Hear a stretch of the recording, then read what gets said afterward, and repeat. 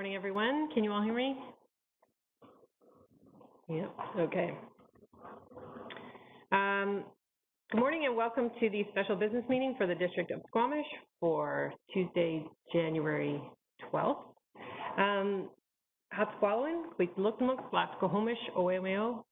We are meeting today on the traditional territory of the Squamish Nation. Council, I would like to amend the agenda to add a motion to close at the end of the morning after item 5. There's someone who would like to move the amended agenda, moved by Councillor French, seconded by Councillor Anderson. Any opposed? Motion carries. Under Ministerial Order M192, we are ensuring openness, transparency, accessibility, and accountability at this meeting. By the following means, this meeting is being live streamed. A video of this meeting will be available on the district's website for viewing on an on-demand basis. And just for the public's benefit, the province has prevented us from having in-person attendance at meetings right now under the current public health orders. So if there's someone like to move that ministerial order. By Councillor French, second by Councillor Herford. Any opposed? Motion carries. We are meeting electronically. So council members attending the meeting electronically are required to advise the chair of the meeting of the following circumstances: when the council member disconnects or reconnects, so that this can be recorded in the minutes of the meeting. Council members can put themselves on the speakers list by raising their hand if they're connected by video, or just saying chair if they're connected by audio only. With respect to a vote, council members are only required to state a nay vote. No statements required if you're in favor. I remind everyone, including staff, council, and any guests attending today, to keep their telephone or computer on mute until it's their turn to speak. Council members will be involved in and participate in the meeting. If you're having technical difficulties, our corporate officer is here today. You can text her. And if the problem is on our side, we'll recess for up to 10 minutes to figure out our technical issues and get everyone reconnected. So with that, first up, we have a delegation this morning. Davin Peterson from Base Technology is here with us, as is Conrad Cordell from our IT group. And so I will turn the floor over to Davin for his presentation. Welcome. Good morning. Good morning. It's Conrad here, Director of IT. I just want to provide a quick introduction to the presentation. We're seeking a letter of support to apply for an exciting grant funding opportunity. We're certain that we qualify for new provincial and federal funding to provide high-speed fiber-based internet to underserved areas in and around Squamish. Specifically, we're looking at Paradise Valley and adjacent Squamish Nation lands, as well as Squamish Valley, which is SRD. So I'm pleased to introduce Davin Peterson. He's the president of Base Technology. They're a small but mighty local telco, and they're willing and able to provide services where a lot of the big telcos aren't. We've worked with Davin and his team on a number of initiatives throughout the years. He's very familiar with our local environment, the challenges we face, and he's also very familiar with provincial and federal grant programs. So he's submitted successful applications in the past and completed similar projects. So without further ado, I'd like to pass it over to Davin to talk more about the project and this funding opportunity. Great. Thanks, Conrad, and thanks to everybody for having me this morning. So I'm going to basically give you guys an overview of what's coming down the pipeline from federal and provincial funding opportunities. It's the Universal Broadband Fund, which was just recently announced just before Christmas here. So I'm going to share a PowerPoint presentation that I put together that will give you an overview of the projects that we're prepared to apply for. And I think this is going to be a great benefit for Davin, I wonder if you could speak a bit closer to your microphone. We're just having if your audio is quite faint this morning. Yeah, okay. Here, hang on a second. Just move my computer closer. So I'm just running off the computer microphone.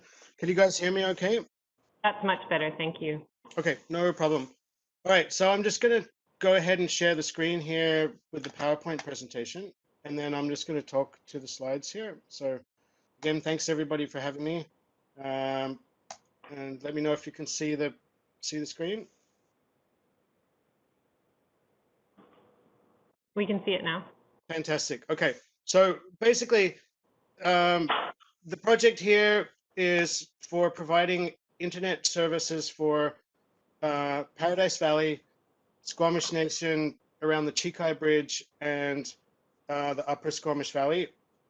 So I'm going to just go in here and give you an overview. We're familiar with the fact that internet is an essential service, benefits that are associated with it for community development. We'll talk about the Universal Broadband Fund, deadlines and requirements. And then I'll give you guys a little bit of an overview of what the fiber network is going to be. So this is going to be a fiber network. It's not wireless. A lot of the work we've done in the past has been wireless, but due to the challenges essentially of the terrain and the just the depth of the valleys, this is a fiber solution.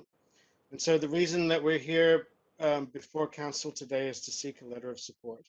The nice thing is that there's really no requirement from a financial contribution here from the district.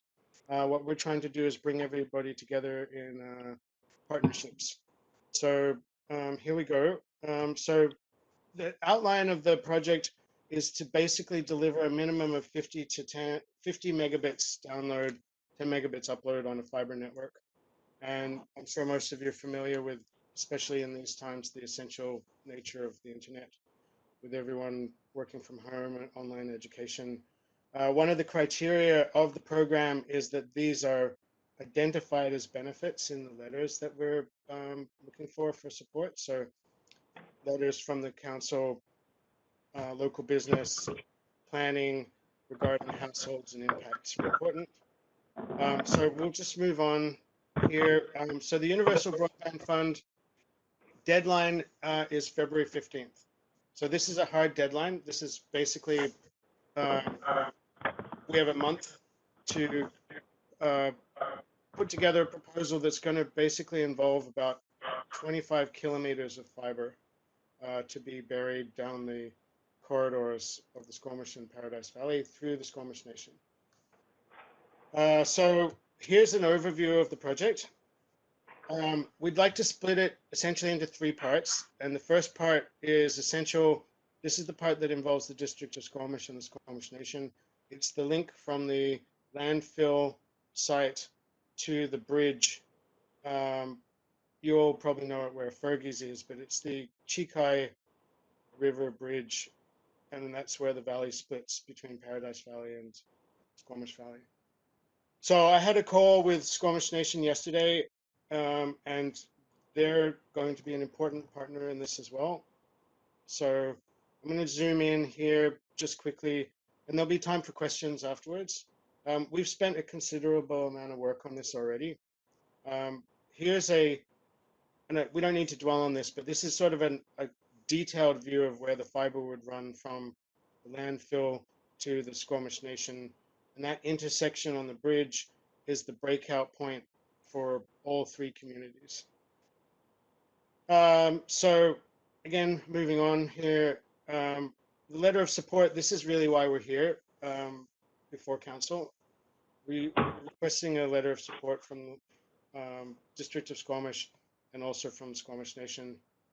And with your support, we can proceed to apply for the funding that's necessary for this infrastructure. We're, like Conrad said, we're familiar with this process. We've successfully completed a number of projects over the last decade now, actually, in partnership with both federal and provincial funds, and also with First Nations. So I'm confident that the technical solution here is going to be excellent. So I'm going to just keep going. And again, this is really the point of our meeting here, is for this letter. And I think there's probably a draft letter that's been provided for everybody. So background for us, like I said, we've been doing this for over 10 years now. And so we're familiar with the challenges of internet in BC. They're small populations, it's high capital costs, high maintenance costs, and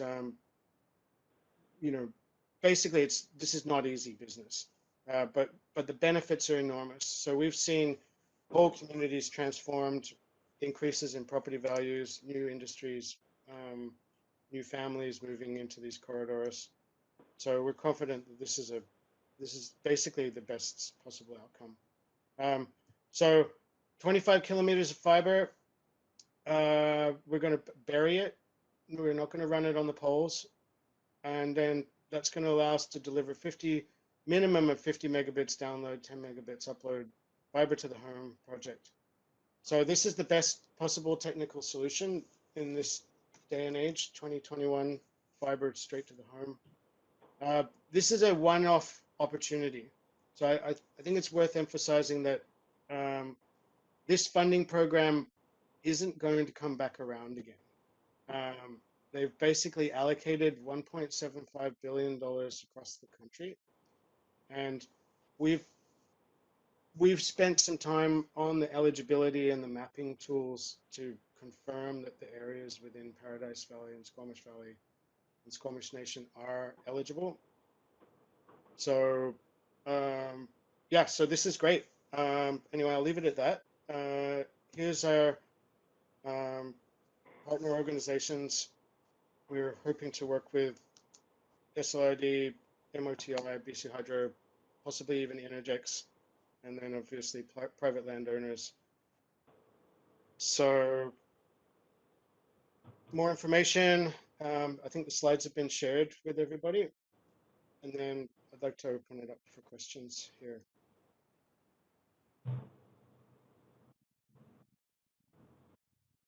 Thank you, Davin.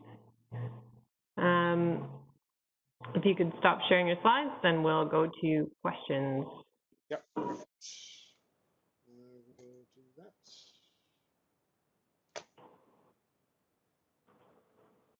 So. I see Councillor French, Councillor Anderson, Councillor Race.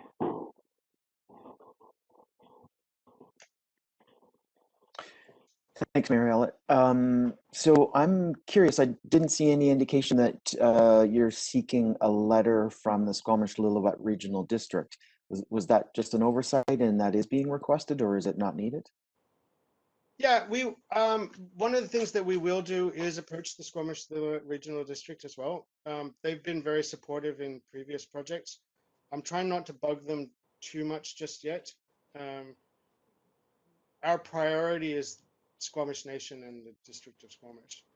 And I'm confident that once we have you guys on board and the project's proceeding, then I can reach out to them as well. Okay, and I'm curious about the internet service to the landfill. Will this pick up from a fiber optic endpoint at the landfill? Like, do we have fiber optic installed all the way to the landfill? Yes. Oh. Yes, I can speak to that. Yeah, that was one of our upgrades in recent years. It was actually the only option that was viable at the landfill. There was so we do have fiber there. We would have to upgrade the connection, but that's relatively straightforward. The conduit is there and fiber is there. Yeah, so we have third-party carrier agreements with most of the major telecom companies. So we would reach out to one of the incumbent telecoms for a additional service there. So they would just light up an extra pair of fiber. And we would look to the district for some co-location there. So a cabinet and some network equipment would be the head end. Okay, and I have one final follow-up. I heard you say in the presentation, Davin, that the ongoing maintenance is expensive. So that has me wondering, what's the plan to fund that ongoing maintenance to make sure that this infrastructure is functioning long-term? Yeah, perfect. So in the past, we've operated wireless networks. These are more expensive to operate because they're exposed to the elements. They're on mountaintops. Once the fiber is buried in the ground, The actual operation and maintenance of a fiber network is much less. And so the subscriber revenue that would be generated from just regular people's customer accounts would be used to be rolled back into the operational budget. Great. Thanks, Chair. Councillor Anderson? Yes, thank you. Sounds like a wonderful opportunity that's being taken advantage of here. My question is whether staff have identified other parts of the district of Squamish that are underserved with this type of infrastructure. And I'll list a couple of examples. And in doing so, I'm not suggesting anything in particular about district role in realizing some improvements. But one of them that comes up quite often is the BCR railway yards, where a number of the tenants have had issues with internet services. And also the Squamish Reserve and south of the Squamish River, and other areas that may be industrial operations in nature rather than residential areas. But in summary, has the staff identified other parts of the district that may be considered in future by whoever for upgraded infrastructure along these lines? And I'll highlight the BCR yards. Yeah, through the chair, we have had discussions with telcos, with the local telcos about connectivity within our boundaries. I know there are still some gaps, but for the most part, services are available. In some cases, there's a cost to getting those services, to getting the best service into certain locations. And so it's really up to the business to take on those costs. For this particular grant opportunity, we're just looking at rural areas that are underserved. So the areas you're talking about, I don't think qualify. And as far as services in town go, there are a number of larger telcos that are providing services, and in a lot of cases, I think it's a matter of the business having to pay for an installation, and we've had to do that as the district. So the landfill is an example of that, where we've had to pay part of the cost of installing TELUS fiber to that site. And so that's essentially what businesses have to do. They have to cover some of that cost, or sign very long-term agreements so that the telcos are willing to do those builds. I can speak to the BC rail yards though, if you like. We do actually have high-speed coverage of the BC rail yards. So for people who are struggling with the larger telcos, if they reach out directly to our business, to our company, we'd be happy to provide a high-speed fixed wireless solution immediately for them. Thank you very much for your orientation. Councillor Ray? Thank you. And I'm generally supportive of this, so don't get this comment the wrong way, but I'm questioning whether we have the ability to provide this level of support, this letter of support. And this came up at the regional district, and I'm not sure if we got past it, but the way the legislation was written about the things that we are allowed to support in a private business context, it didn't actually say this kind of stuff. It said, I think it was telephone. And there was some debate at the regional district about whether we could even provide a letter of support legislatively. And I'm not sure if we got by that. I think, if I recall correctly, the SLRD approached one of the ministers at a UBCM conference last year, or the year before, to raise this point, and everybody agreed, yes, it should be done. But I'm not sure if we did get by that. And I don't know if anybody can inform me of that. I can probably speak to that as well. We've had letters of support from Village of Pemberton, from Bandon Council at Lillooet Nation. You're not actually providing any financial assistance whatsoever. It's simply an endorsement of the project plan. So we're not seeking any special favors as a private company. One of the key points in the application process itself is that the municipalities and districts are supportive of it by providing a letter. And generally, the letter simply explains the benefits to the community, not necessarily any contribution financially or otherwise from the district. I believe under the last scheme as well, Councillor Race, is that we were contemplating a financial contribution from the district and the SLRD, and this time around there is none, and so our hands were tied under the last way we tried to get this done, and this new funding stream enables us to not have to contribute financially and merely point out the benefits and the need in our community through our letter. Good, thank you. Any other questions for Mr. Cordell or Mr. Peterson? All right, so the staff recommendation is that we provide the letter of support. That's moved by Councillor Race, seconded by Councillor French. Any further comments? Councillor Pettengill. Yeah, I'm happy to support this, although I have, started to think a little deeper about some of these sorts of proposals. I've seen them at the SLRD and so on, and it's just, I do believe that we are transitioning to where the internet is more important than telephone as a basic communications tool. But when we also speak about affordability issues and, a growth management boundary and wanting to contain growth and development within a boundary, I do start to wonder, well, how much infrastructure should we be building out beyond that, and how much should we be trying to increase the cost of property and so on. And so I think this does make a lot of sense. I think we have responsibilities to Indigenous nations and so on, and providing some of this basic infrastructure, but I do think we should be careful as we proceed with these sorts of projects about some of those other impacts, which sometimes seem contrary to some of the other things we're trying to do at times. So just some food for thought. But thank you for bringing this forward. I'm very supportive of this.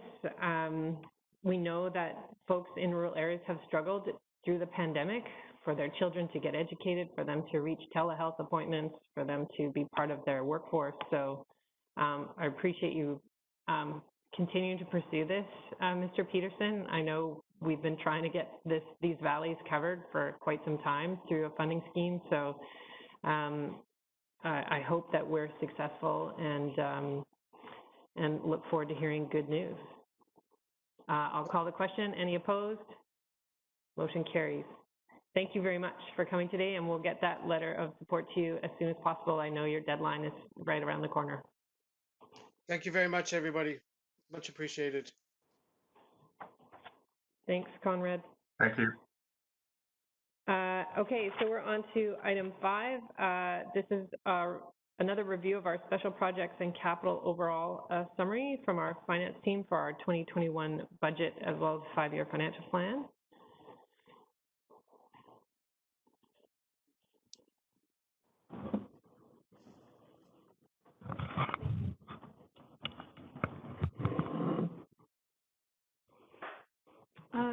Mayor Elliott, can I start? You can start, but I'm jealous of Mr. Rowland's background. Or sorry, Mr. Russell's background. I want one. I want one. Can I? I want one. I would like to thank the communications team for making this possible, because I was scrambling this morning with them to try to get them to help me set this up. I got a little tired of the glare coming off the window. So. That's looking good. All right, so I'll turn it over to the CAO to start. So note to self, we should get council their virtual background. Good morning, council and members of the community that are with us today. Thank you. We're looking forward to another conversation and presentation of our budget, focused primarily on special operating and capital projects, but the overall summary of the tax revenue is being provided as well. Ms. Boxrud is going to be providing a brief overview again of the BC Restart Grant, just for the public's benefit to understand what qualifies and what is the basis for staff's recommendations. We joke that more money, more problems. It's fabulous to have a grant, but certainly pivoting and getting this information to council in a timely manner was challenging for staff. They did a great job, but if there have been any descriptions or items that are confusing or somehow misleading. That certainly was not the intent. We're just dealing with a lot of information. So thank you for your patience as we continue to provide clarity for you. And thank you for your questions so that we could do so in today's meeting for you. So with that, I will turn it over to our CFO, Heather Boxrud. Good morning. Mr. Russell will bring up the presentation for us. I will. I'm basically just waiting for the share content button to come up on my screen. And then you will see the presentation. Mr. Russell, you're quite quiet. Well, your audio. Okay.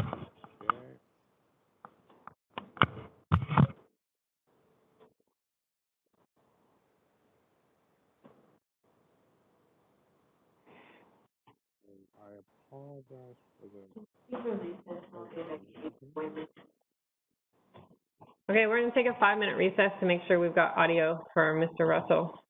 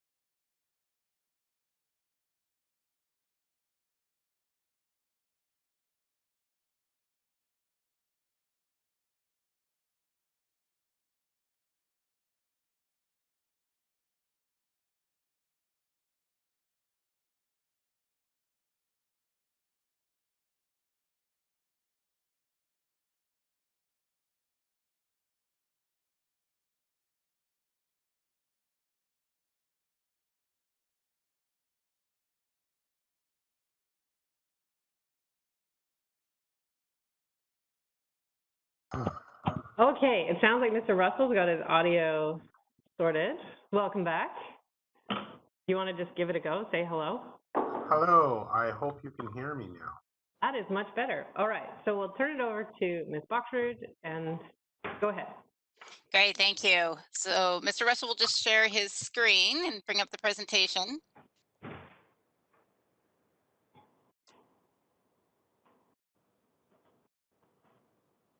Can you see the presentation now? Not quite yet. Yeah.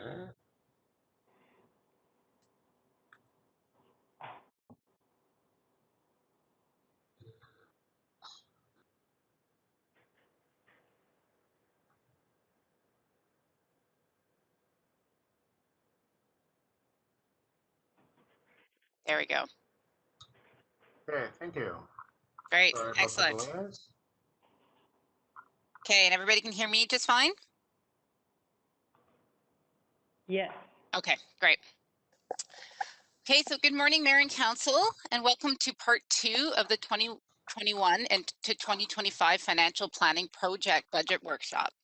For the public, my name is Heather Boxrud, Chief Financial Officer, and today I will be joined by Roland Russell, Senior Financial Analyst of Reporting and Financial Planning. Next slide, please, Roland.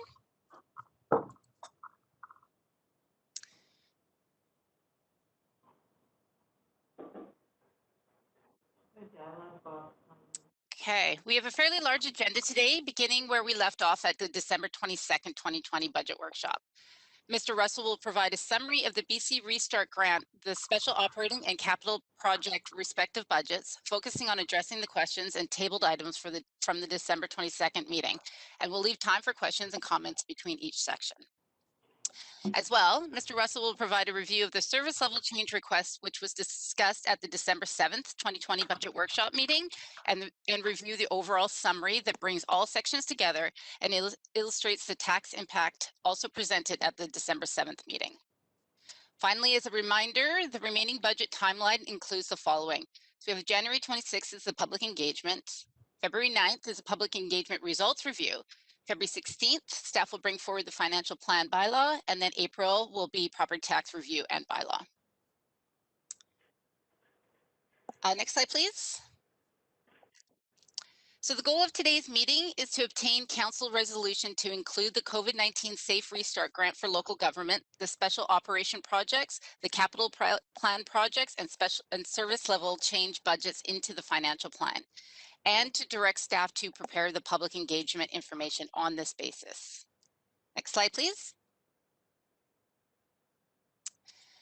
So I want to take the opportunity to highlight the parameters of the BC Safe Restart for Local Governments grant and what it can be used for.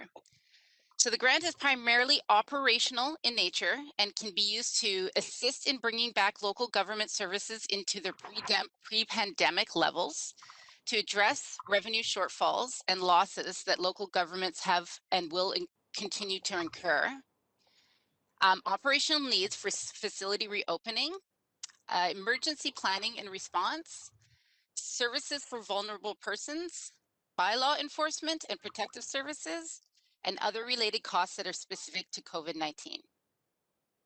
The grant also stipulates that there may be some capital expenditures and allows for computer and other electronic technology to improve connectivity and virtual communication, capital requirements for facility reopening, such as safety measures for physical distancing and staff safety, and then other capital related costs that are specific to COVID-19. Next slide, please, Mr. Russell. So staff have provided a list of recommended eligible expenditures for the 2021 budget using the following guidelines. The expenditure must have a direct correlation to COVID-19 to be eligible for the grant. The expenditure should be operational in nature unless a capital need arose specifically related to COVID-19 and or specifically listed under the eligible items of the grant stipulations. So an example of the former is technology related costs. An example of the latter is park covered structures. The operational expenditures are not annual, as the grant is not intended to reduce taxes temporarily for regular operations. However, annual special operating and annual capital expenditures are allowed as they are managed through the capital and special operating project envelopes, which is an annual discretionary budget and therefore does not reduce taxes temporarily for regular operations. So as a reminder and for public clarity, unlike non-discretionary operational budget or expenditures, capital and special operating project envelope budgets are determined at council discretion each year. Staff provide a list of special operating projects and capital project recommendations, both annual and one-time projects, which make up the respective category budget envelope and the overall tax impact. However, council is able to reduce or increase the envelopes at their discretion during the budget process by adding or cutting projects within this envelope. Staff have identified several opportunities to fund special operating capital projects through the grant and that would otherwise be funded with the special operating and tax supported envelopes. However, only 2 annual project opportunities have been identified that meet the eligibility requirements of the grant: the annual workstations in capital and the economic development data collection initiative in the special operating projects. Therefore, taking the opportunity to fund these annual special operating and capital projects through the grant rather than special operating capital envelopes only makes room for the 2021 year's envelope for other projects funding, which would otherwise not be undertaken or would not need a special operating or capital budget increase to fund. For next year in 2022, the base special operating project envelopes of $544K will be used and the economic development data collection project will be within that envelope. Likewise, the base capital project of $1.3 million will be used and the annual workstations will be within that envelope. Any additional recommendations beyond these envelope bases will be brought forward to council during the budget process. So in other words, in the 2021 budget, the grant afforded the district the opportunity to fund recommended capital and special project lists without increase to the respective envelope budget over the prior year's COVID amended budget and without having to forego or delay any recommended projects. Any unspent amounts will remain in the COVID-19 Restart Grant provision. And so with that, I will pass the presentation along to Mr. Russell to go over the details of the budget, highlighting the table questions from the December 22nd budget workshop. Thank you, Ms. Boxrud, Mayor, members of council. As outlined, there are a number of areas which we're going to cover today. We're going to start with the BC COVID Restart Grant. The list that you see, the slide that you see in front of you today reflects the projects that have been included in this. There have been some minor changes that have been made as a result of our meeting on December the 22nd. A package was provided to council, which outlined a number of answers to questions that were raised at that point in time. And most of those, I'm not going to read through that, obviously, because you had that information and you had an opportunity to look at that. What I would like to make comment on is that there is a minor error with respect to item number 22, library internal space. There was a misunderstanding, I guess, or miscommunication between the district and the library with respect to the implications of the additional SLRD funding. We originally thought that they were going to pay for one half of the $100,000. It has come to our attention that they are in fact spending an additional $50,000. So the note that was provided to council in the council package that states that it is a $100,000 project, that is in fact incorrect. It is a $150,000 project, and we will make the necessary adjustment to correct that. As a result, this slide that you see in front of you, the provision of $410,000 in the current year will go down by $50,000.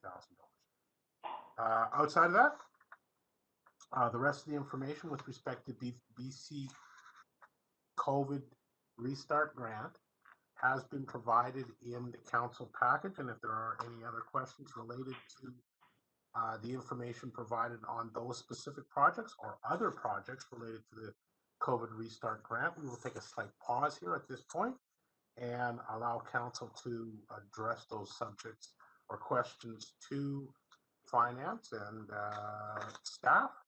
We will be happy to answer those questions at this point. So I'll take a slight pause and turn this back to the chair to ask if there are any questions.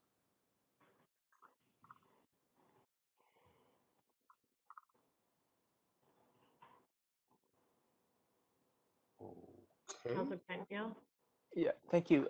It caught my attention during the introduction, the COVID monies can be put towards services for vulnerable persons. And in looking at our line items, I didn't see anything except for possibly a bit of what's in number 15, emergency support services, as being available to that. So I guess two-part question. I'll start with the first part is, do we have plans for specific services for vulnerable persons at this point as part of that spending? I will attempt to address this question if I may. Unfortunately, due to the Local Government Act and the allocation of duties, let's say, for lack of a better way to put it, between various government levels, the majority of the requirements for vulnerable persons reside with the provincial government rather than the municipal government. So at this point in time, there are no specific plans for us to provide supports for vulnerable persons. Sorry. If we were approached by a non-profit organization with a specific request to provide support, we would be able to review that, and that could be a decision could be made on that basis, either this year or for 2022, and perhaps any unspent amount that's remaining in the provision could be directed in that manner. At this point in time, given the amount of time that we had to prepare this prior to budget, we did not have any information available to us from nonprofit groups that were seeking support. I just want to also redirect that question, because we have turned our community grant funding over to the Community Foundation, and those types of grant requests would now go through the Community Foundation. We specifically changed the policy to make sure those types of projects could be funded through that. Yeah, my understanding though is that we didn't increase the amount. It's the sort of same amount as before, and so just with the different things coming from the province, it seemed that there was some expectation from earlier communication from them that the municipalities step into some support roles a little more. I think we got some guidance around encampments and so on. So I'm just trying to put these pieces Not from together. a funding perspective, Councillor Pantgill. Okay. No downloading from the province in that regard. And I guess when I saw that line though, that part of this COVID money was to help provide services for vulnerable persons. I'm wondering if that it was meant to be to avoid it's not downloading. Here is our funding to do that. So they are still funding it, and I guess that's what's raising my line of questioning. I take it then though, if we don't put in something in this budget now, even if we have the money, we couldn't spend it for that purpose because it's not in the budget, and we'd have to wait until next year. Is that correct? That's how the budget works. Okay, thank you. Other questions? Mr. Russell, I just want to clarify the library. So they have 50,000 left over from 2020. We're providing 50,000 this year, and the SLRD is providing 50,000. That is correct. So the total project, originally, it was our understanding that the project was $100,000. It is now being clarified that the project is now $150,000, and the additional $50,000 is being provided by the SLRD. Okay. Can you also, or perhaps another staff member could clarify items 2, 7, 12? Now that council's directed that they don't want to use the 55 Activity Center for council meetings. And I think the description was confusing for council around council outreach events and council appreciation events, since we can't do that. And since we're really committed to just restarting in a small way through City Hall, and right now we can't even hold in-person events at Brennan Park. So I think council is confused about where this need is coming from. I can speak to it. Maybe I can speak to it.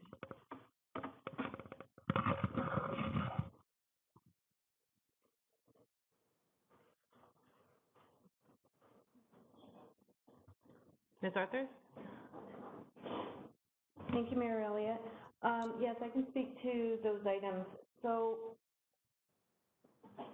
as you know, with COVID, there's extra safety requirements that the province has brought in through WorkSafe and whatnot. Number 2 directly relates to our greeter positions and the additional cleaning of the high-touch front office areas resulting from people coming in to pay their taxes, buy their business licenses, get their building permit, that type of thing. Right now, we've only hired one of our greeters. The other part of it is, the second position is, should Municipal Hall get hit with COVID and our frontline staff all go down, we still need people to answer the phones, put out agendas, and so it's a contingency. We are not hiring a second position until we need it.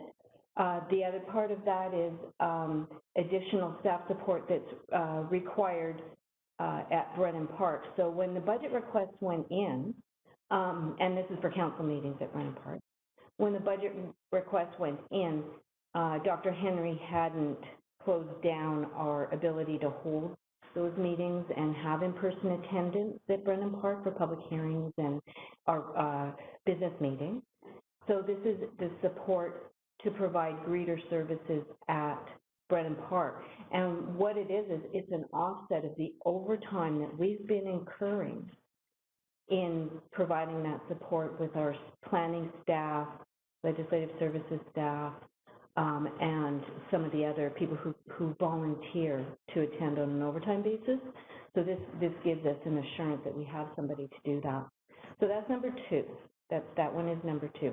And we will not be spending any of this money if we don't need it. If everybody, knock on wood, stays healthy and there is no requirement for backfilling any frontline staff, we won't need that. The other one was number 7. Is that the second one that you mentioned?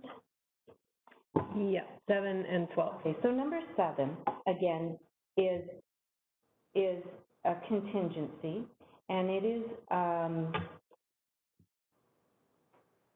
only for during COVID, and it is additional capacity to support additional location for council meetings, support council events.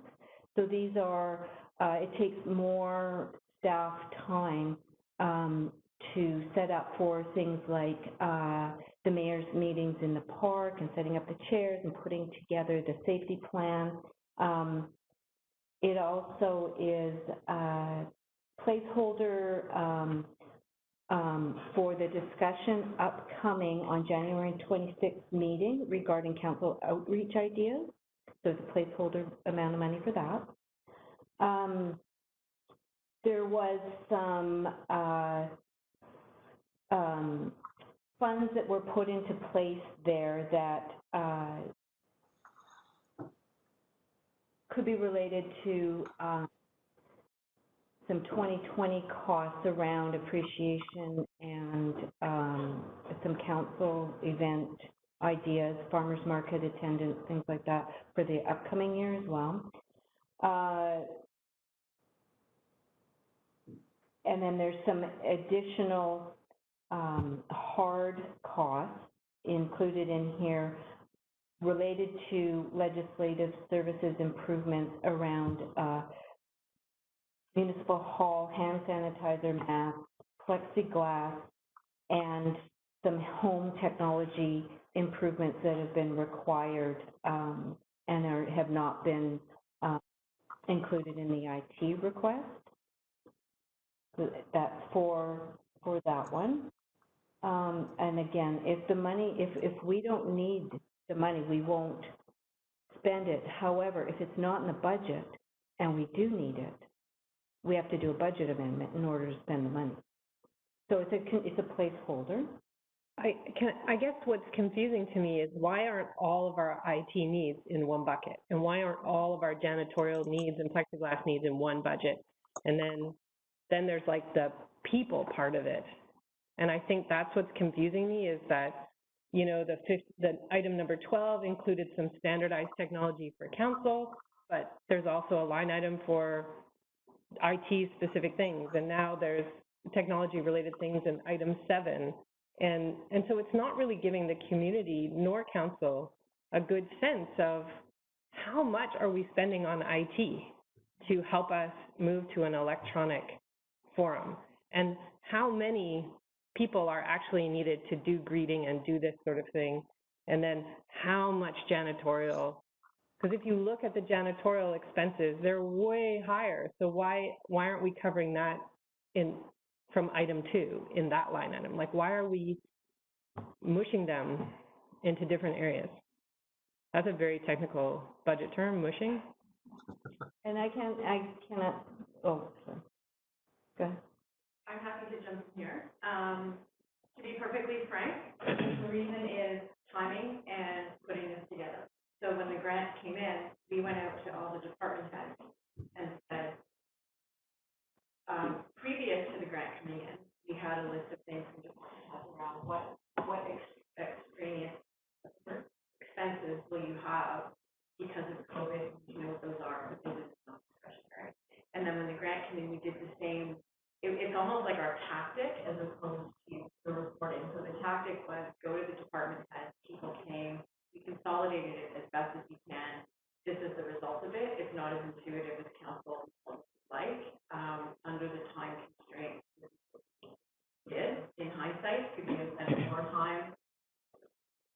Time is precious and challenging, but this is something that we had to pivot on and do very quickly, and that's why I think they're not mushed as well or as intuitively as council would like. There's no other explanation for that other than just our tactic to gather this information from the budget manager to get it ready for our timeline to get to budget.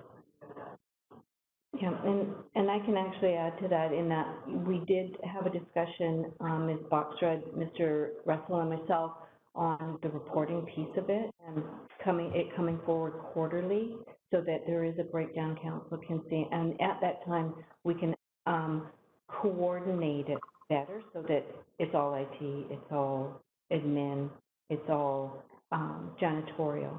And the janitorial request is mostly people. The one line item. There are supplies in there, but the bulk of it has been identified as payroll costs, additional payroll costs. Is it possible to clean this up before we go to the public so that we can put technology with technology and people with people? And Ms. Boxrud? You're muted still. Thank you, through the mayor. Another reason for the categorization, it was speed. Obviously, we were working under pressure and trying to, you know, frame it in the best way we could. But there's also another element that technology encompasses both people as well as the actual hardware and software, et cetera. Those are two categories. So one is in capital and one is in operations. So we did have to separate it in that respect from accounting purpose reasons. So there is a bit of a discrepancy there. So that is the reason for that, not mushing technology all in one, because some of it is operational people doing the work, providing support, and then the other piece is actually getting the hardware. So just wanted to provide a little bit more clarity there. No, I understand that, Ms. Boxrud. One is a capital expense and one is people. But if IT can't see that legislative services needs help and council is now going to standardize, then how do we know that the person we've allotted to help us on the IT side is enough, given that all these capital expenditures and legislative services and in council and all those sorts of things, do they line up with the extra resource we've put into IT, or do we need more there? And it's really difficult with how this is laid out right now to understand those relationships, because we've got to read through the whole budget and go, oh, there's technology capital expense here, and there's some technology capital expense here, and here it is down here. So I'm just wondering if we can get a sense of like how many people need new technology in our building right now to make this work. Like, is it a big problem? Is it a small problem? And you can't tell from this budget. So I can identify that all the technology needs, save for this number 7, are in IT. And laptops and desktops, cameras, that type of thing is identified in the annual workstation line. Except for item 12, which includes laptops for council. Except for that, because that was an extra over and above. So that request is something that the IT director and myself have been talking about post-2022 election,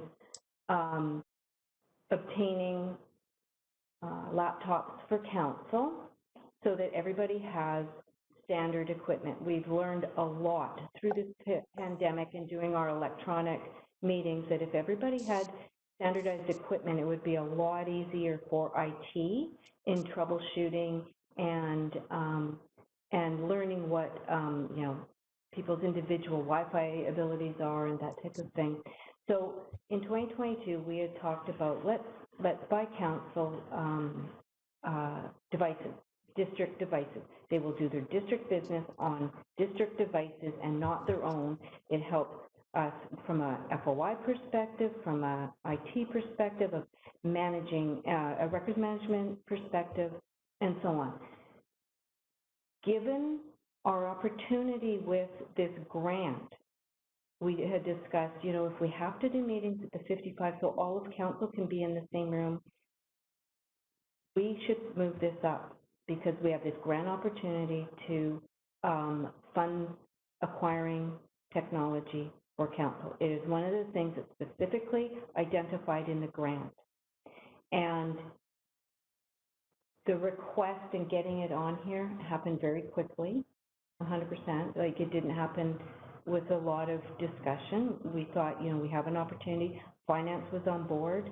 Let's put it in the budget. So that's where that came from. And again, if it's something that council doesn't want, we're not going to spend the money. It's a contingency should we move forward with the program.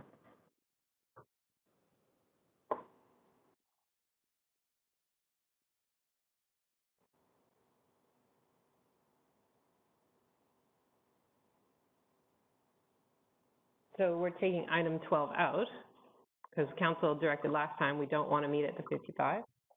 And so where does that laptop expense then land in the annual?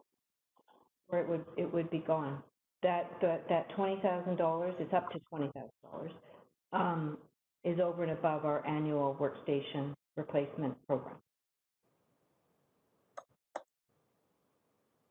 So if we're not meeting at the 55, we don't need standard computers. If we are meeting at the 55, we need standard computers? That's the line that appeared in. And if council wants, if it would be IT's prerogative, or preference, I guess, is the better word, to have council on standard equipment. And so item number 12 no longer includes any meeting costs at the 55. It only includes a laptop. Right.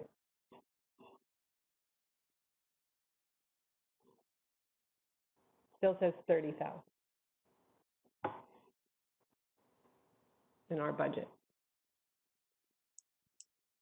Doesn't cost $30,000 to get 7 people laptops. 20. It's 20 is the identified amount. Conrad's online. I don't know what the other 10 is. The other 10 is very likely upgrades at the 55 that would be required to happen anyway once the pandemic is over to provide council meetings there. We know that our infrastructure at the 55 isn't very good. Mr. Cordell? Yeah, hello. Speaking of technology, my WebEx just crashed, so I'm back. So I missed part of that conversation there, but I think we're talking about the 55 and having dedicated laptops for council. So yes, there's 30,000 listed, but obviously the council has decided that we don't want to meet at the 55. Okay. And so what's the 30,000 that's still listed? So my understanding is that's probably for laptops for council to get council standardized. And for us, that was a priority if we're going to have meetings there, to have every councillor essentially on the same type of machine, to make that management easier. And to also have an additional conference phone there or a conference system to handle audio. So moving forward, even if we don't have meetings at the 55, it would be great to be able to standardize council on the same laptops. It's not an absolute must-do, but I know there's some issues. Some councillors are having issues with their equipment, and so we were hoping to keep that item in. I don't think I'm not sure about why it's 30 grand. It might be, I'm not sure. It probably shouldn't be that expensive to standardize everybody on laptops. So I can go back to Roland and check in on that. Maybe we can adjust that. Mr. Russell, I see your hand. Yes, you do. To answer the question with respect to this item, the direction that we were, sorry, I'll phrase that slightly differently. At the meeting on the 22nd, the question was raised, do we want to do this, and could staff provide additional information to council? We did that through the package that was provided. Reviewing that now, today, looking back on it, it becomes quite clear that council is not in favor of meeting at the 55. That being said, it still makes good sense to make use of the grant to fund the provision of laptops and the standardization of the technical equipment required. So it would be staff's recommendation that we adjust this number from 30,000 to 20,000 and move forward with the purchase of the laptops. And we will disregard the quote having council meetings at the 55 aspect. We're no longer pushing that. We're just now saying we recognize council doesn't want to do that unless there's some savings. There aren't any savings. We could take the $10,000 out. We still think that it would be beneficial to include the $20,000, which would reflect the cost of laptops for all council members. So we certainly will be more than willing to make that adjustment for what we present to in the public document. Councilor Pagno? Sorry?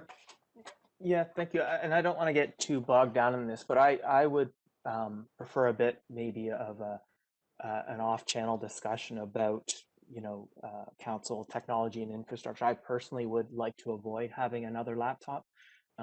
It seems in a lot of these technology programs, there's a 3-year or so life cycle on laptops, and we are trying to deal with waste. There's a lot of electronic waste. I think there are ways to standardize with virtual machines and a basic machine test, and putting those things together, you can, I believe, achieve a number of the same goals at much less cost. There may be some people that need a laptop, but other ones I think could do quite well without and have a lot of the separation and so on with the virtual machine. And so my personal preference would be to explore some of these other options before buying 7 new laptops every 3 years. And also, given a 3-year, maybe 5-year lucky, if you're lucky, lifespan of computers, doing it a couple years early, I'm not sure it makes sense if we can't make full use of it or don't have full need for it. Thank you. Any other questions or comments?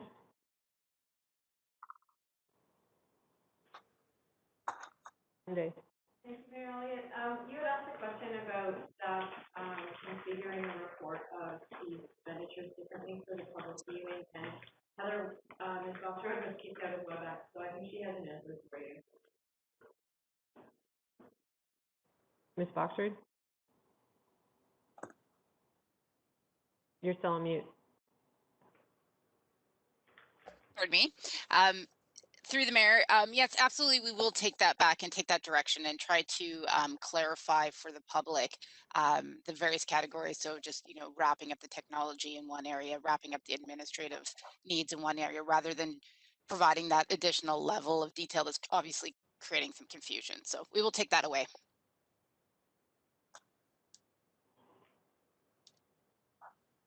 And then I just had another question. That your report seemed to suggest that we weren't clear if our covered structures for parks or our parklets and containers would be covered by this grant. There was some wording that would suggest that we're not 100% certain that they will be. So I just wanted to check in with that because you used it as an example in one of your slides. Go ahead. Yeah. Through the mayor. Yeah, it's not that we're not certain. There is some risk. It really, the grant was meant to be operational in nature, and it's very broad in its stipulations. What they have said, we've got the resource in GeoFi BC, who've hired a BDO sort of conduit between the ministry and local governments to explain sort of this broad spectrum of grant stipulations. And, what they've said is, although it's operational in nature, if you can find a good reason for why this capital is directly correlated to COVID-19, then that will be fine. So we just wanted to highlight that, it's not a specific element in the stipulations, but they have given us that leniency, and we just want to highlight that there is some risk there. But staff feel that there is a direct correlation. We can defend that, and yeah, it should be, for all intents and purposes, completely covered by the grant. But we just want to make council aware of that. I do want to point out an example, like for instance, the Sea to Sky Community Services has had to fully cancel their healthy pregnancy outreach program for new moms because there's no covered space outdoors that they can meet in on a regular basis. So there's lots of reasons why this is COVID related. Our programming could be outside if we had covered space through the winter. So I'm hoping that our confidence is a bit higher, that we have good reasons for explaining why this is a COVID-related expense, is because we can get groups back together sooner if we've got that outdoor covered space as restrictions lift. Yes, any other questions on the restart funds, Council? Councillor Stoner.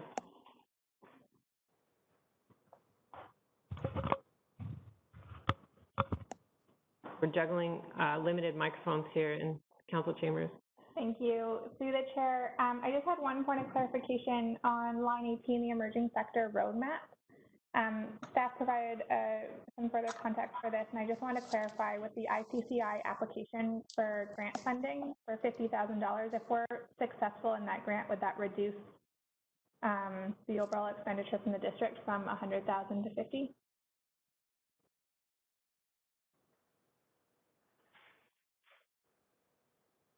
Go ahead, Ms. Boxrud. Through the chair, yes, it would. So we have that in the budget. If we don't get the grant, we can still move forward with it. If we do get the grant, it will reduce the BC Safe Restart for Local Government grant, and the monies will flow back into, or will remain in the provision. Thank you. Any other questions on the restart funds? Okay, let's keep going. Mr. Russell? Thank you. The next section relates to special projects, that'd be special operating projects.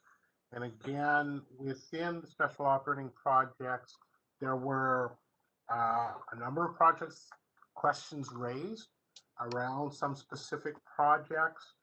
And I should comment that within the information that was provided to you in the council agenda package, We changed the funding for steep slopes, and we've adjusted, I believe we've adjusted the funding for Squamish Valley agriculture. And so as a result of that, there is a slight reduction in the cost of, let me rephrase that, is just the steep slopes. Sorry, I apologize. So there's a slight reduction in the amount funded from property tax. Again, the details of the specifics of the individual questions asked around projects have been included in the package that was presented to council. And if there are additional questions that council has around special projects, we would be happy to entertain those questions at this point in time. So I turn it back to the chair if there are additional questions or clarification sought by council. Special projects questions, council?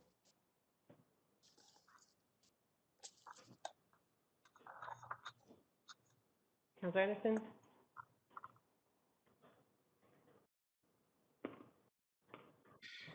Thank you. I would like to begin with just commenting on or expressing appreciation to staff for delivering feedback to council Councilor questions. Anderson, could you turn your video off because we're having trouble with your audio? Very good. Okay, now give it a go. Starting again. I'd just like to quickly express appreciation to staff. No, we still can't hear you. Can you hear me now, Mary Elliott? You're very broken up, and so. I think the others probably around. So, Councilor Race, you can hear him clearly, and everyone else can. We can't hear him at all. How can you hear it, Tori, over the public broadcast? Yeah. Okay. All right. So I won't hear your question, Councilor Anderson, but go ahead. Thank you. Just appreciation to staff for the prompt replies to questions from council literally overnight. It's much appreciated. I'd like to begin with the item number 22, long-term airport strategy. There has been some questions as to the priority of this project at this time in absence of, seeking clarity regarding the status of area-wide mitigation. I'd like to make two comments. First of all, this council has not had a presentation or a status update on the area-wide mitigation. And so this is something that was last reviewed by the last council. And I just add this, if you like, as a footnote that it would be desirable to receive some kind of update or overview that has not occurred during this council term. This is a significant community and economic development planning issue. Secondly, I'd just like to support proceeding with this item with the following comment that we should bear in mind that the airport property includes lands zoned I-5 for forest industry uses and lands which may be candidate lands for alternative uses than airport uses. And under the OCP, we do, and I'm going to refer to, excuse me, policy 1110F, that we do take into account development applications that do not require rezoning and do not require permanent structures, so that we Councilor Anderson, is there a question? Because there's no motion on the floor to take this item off the budget. So I'm not quite sure where your comments are headed, but I'm hoping there's a question, because unless someone moves a motion to take this off the budget, I don't think your comments are here, and I'm happy to take up the discussion on agenda planning on the first item you mentioned offline. All right, then. Thank you. I'll move on to another item, and that is item number 58, heritage protection.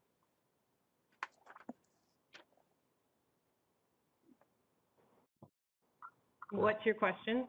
Yes. So the I have asked staff whether the scope could include heritage resources that are other than buildings.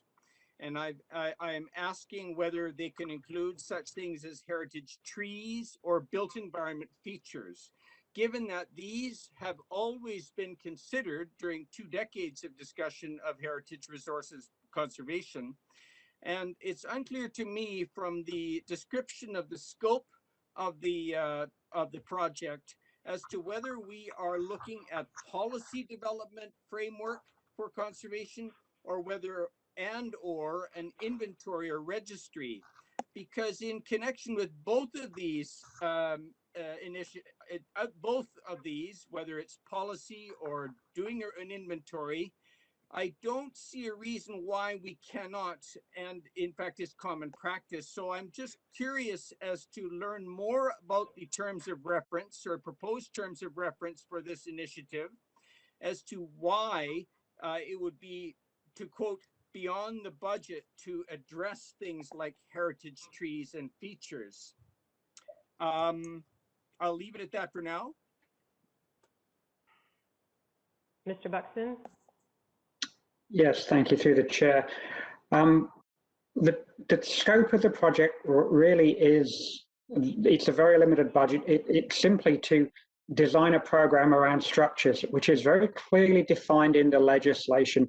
There's a very clear parameters. The other items that Councillor Anderson is raising are far more ambiguous. It would be a much greater scope to undertake, and it's simply just not possible within the budget that we've proposed this year, which is simply to start the process of planning around heritage protection, starting with structures. It can then expand into more ambiguous areas, but we start with where the legislation is clear, and that's on structures. Well, this remains confusing, and we can return to it later. But for example, the copper beech tree at Leskey's Crossing, I hardly see a difference between policy around conservation and for that item than for a building. There really isn't a lot of difference. And we have within our local heritage community significant experience with these kinds of programs and protection strategies and policies. So I'm still sort of left out of why we wouldn't be able to do this. Perhaps we can address this ongoing. I'll just finally note that you know, I would like to see a better consultation with the Heritage Groups Coalition as we address this kinds of policy. It's been a long-standing ask, and part of that ask has been beyond buildings. For one reason, that we don't have a lot of heritage buildings relative to other communities, and the resources they're at risks in some cases are not buildings. But I'll leave my comments at that for this time. Thank you. Councillor Anderson, when you say you'll bring it up later, what do you mean? Well, this is it. We're going to provide approval in principle today for this budget to go to the public. So when is your later? Well, I'm at a loss. I just don't have any information as to the terms of reference and the specific project description. The terms of reference won't be written until later this year once the budget is approved. And so Mr. Buxton has informed council that this budget will be $10,000 in size. It will be scoped to only include structures where the legislation is very clear, and in subsequent years could be expanded to then include those other items you've referenced. So that's as clear as it's going to get for the budget discussion. I'm not familiar with, or I'm not apprised of what legislation Mr. Buxton may be referring to. As I've mentioned, some of us in the heritage community are well familiar with these legislations and strategies from the provincial government or suggested strategies. But what I'll do is I'll just suggest that I'm not asking for more than the $10,000, so we'll let it go for today. But I suggest that this item deserves significantly better consultation with the Heritage Coalition here in Squamish. Thank you. Any other questions on special projects? Councillor Ray. Thank you. And it's back to the number 22, the airport strategy, which shows it being funded, $65,000 being funded from either accumulated surplus or provision. I'm just wondering if we could clarify which it is, because I believe there's also an airport reserve. Is it coming out of the airport reserve or accumulated surplus? It's coming out of the airport provision. Thank you. That's the airport reserve, yes, thank you. Yes. And just to clarify nomenclature, we use the term reserve where the monies are set aside and regulated by bylaw, and we use the term provision where the monies are set aside and regulated by council outside of a bylaw. So airport is a provision per se, in that there is no specific bylaw associated with it. That's the differentiation. Thank you. Anything else on short or on special projects? Okay, we'll move on to capital. Thank you very much. Much the same statements are going to be made here. I will provide a little bit more background on a couple of items. Again, the capital plan as provided here reflects the capital plan that was provided earlier. I should make a few notes for clarification.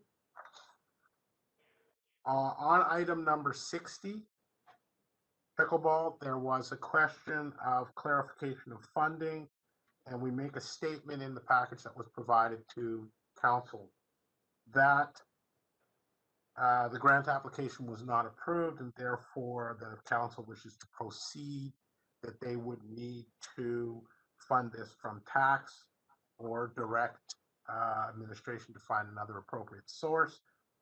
I apologize for this was missed. There was not an adjustment made in the capital plan funding to reflect that.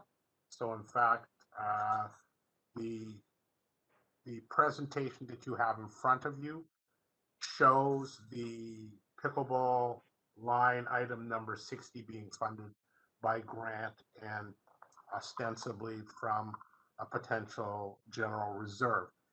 The grant has not been received, so that funding is not appropriate. If council wishes to move forward, they should provide direction to administration to fund the project appropriately. Part one. Part two, comments to be made here with respect to, I think, the fleet. And the comment that should be made with respect to fleet is, as it was outlined in December 22nd, apologize for a little cart before horse and catching council off guard. It is administration's intent to revise the equipment reserve bylaw, and we intend to bring that back when we bring back the 2021 financial plan. And at that time, we would like to insert the words acquire in addition to the term replace or rehabilitate, similar to changing wordings that we have with our other capital reserves. And that would allow us to purchase pieces of equipment using the reserve as opposed to using other sources of funding. It should be noted, it was mentioned at the council meeting on December 22nd that an amendment to the bylaw would be required. We are remiss in that the note was not made in the package that was presented to council to include specific reference to a bylaw being brought forward. So for the information of council, the intent is to bring forward a bylaw amendment for the equipment reserve in February in conjunction with the financial plan bylaw. Those are the only comments that I have at this point.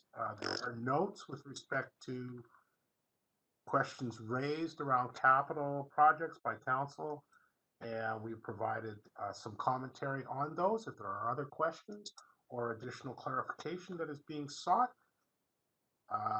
Staff will be happy to address those questions at this point in time. Thank you. So Councillor Race? return this to the chair. Thank you. Mr. Russell, with respect to the pickleball, right now it's in the budget for 25, in the draft budget for $25,000 funded from accumulated surplus and 25,000 for grant. And I understand the grant, as you stated, is not available. But in the written report, it says that if we proceed, it would have to fund from tax. And I'm wondering, could it not be entirely funded if we chose to do so, $50,000 from accumulated surplus instead of just 25 from accumulated and 25 from some other source? Could you speak to that? I could. I'm waiting for Ms. Boxrud, who has a better response than I, to bail me out, but I'll give it a whirl. Basically, the rationale is this. Normally, we do not use, well, I won't say we don't use. The general reserve is a new reserve, and staff would like to build specific set of rules and philosophy around the use of that reserve, and where we consider it appropriate to use it and where we don't. We've not had an opportunity to do that at this point in time, and so we would prefer not to use this reserve in an ad hoc manner at this point.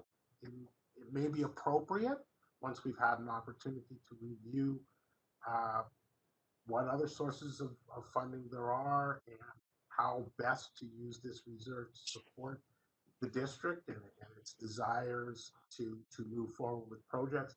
We haven't really had a good opportunity to do that yet. We would prefer to be able to flush that out a little bit more before we start to use this reserve for specific projects. So that's part one.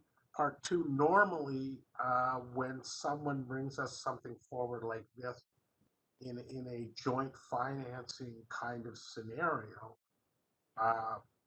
if they come forward with the grant this year and they had gotten the grant, the direction of staff would have been to show the remaining funding coming from taxation, not coming from accumulated surplus. Accumulated surplus was simply a place to allow us to include a placeholder in the case they got the grant, that we would have a number in the budget that we could move forward. That would indicate the general reserve being the source. It would not be administration's recommendation to use the general reserve at this point. We feel that if council wishes to move forward with this project, then it may be more appropriate for council to use general taxation. Obviously, at the end of the day, council deliberates on the budget. Council makes the final decision. If they direct staff to use another source, we will look into what other sources are available and provide you with a recommendation accordingly.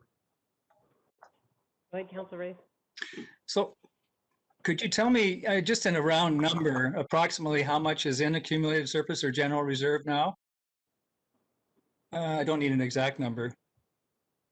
I believe that the number that we had suggested would go into that reserve on an overall basis in the fall was somewhere in the neighborhood of $8 million in total, of which 6 really is there to cover, to allow for float, so to speak, to cover operating costs and our general cash flow requirements, and $2 million potentially for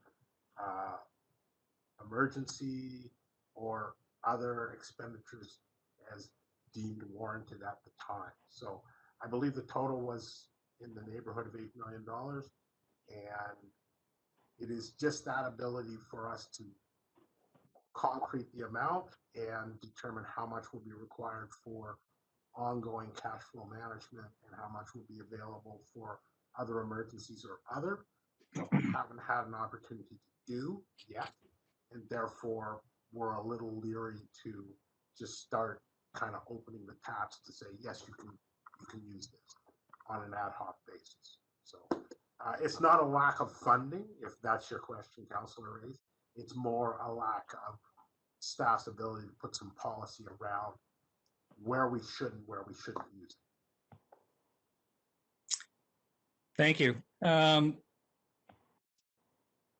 Mayor Elliott, the draft budget at the moment has 25,000 from accumulated surplus and 25,000 from funding for this particular item. And I'm going to move that that be amended to show it being funded $50,000 from accumulated surplus. I'll speak to it if it's seconded. For a seconder?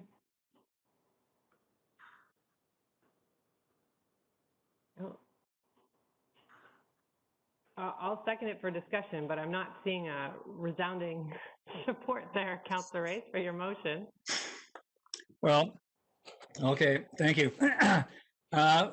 First of all, on the source of funding, I recall the discussion we had in the fall over the general reserve, and I am supportive of that.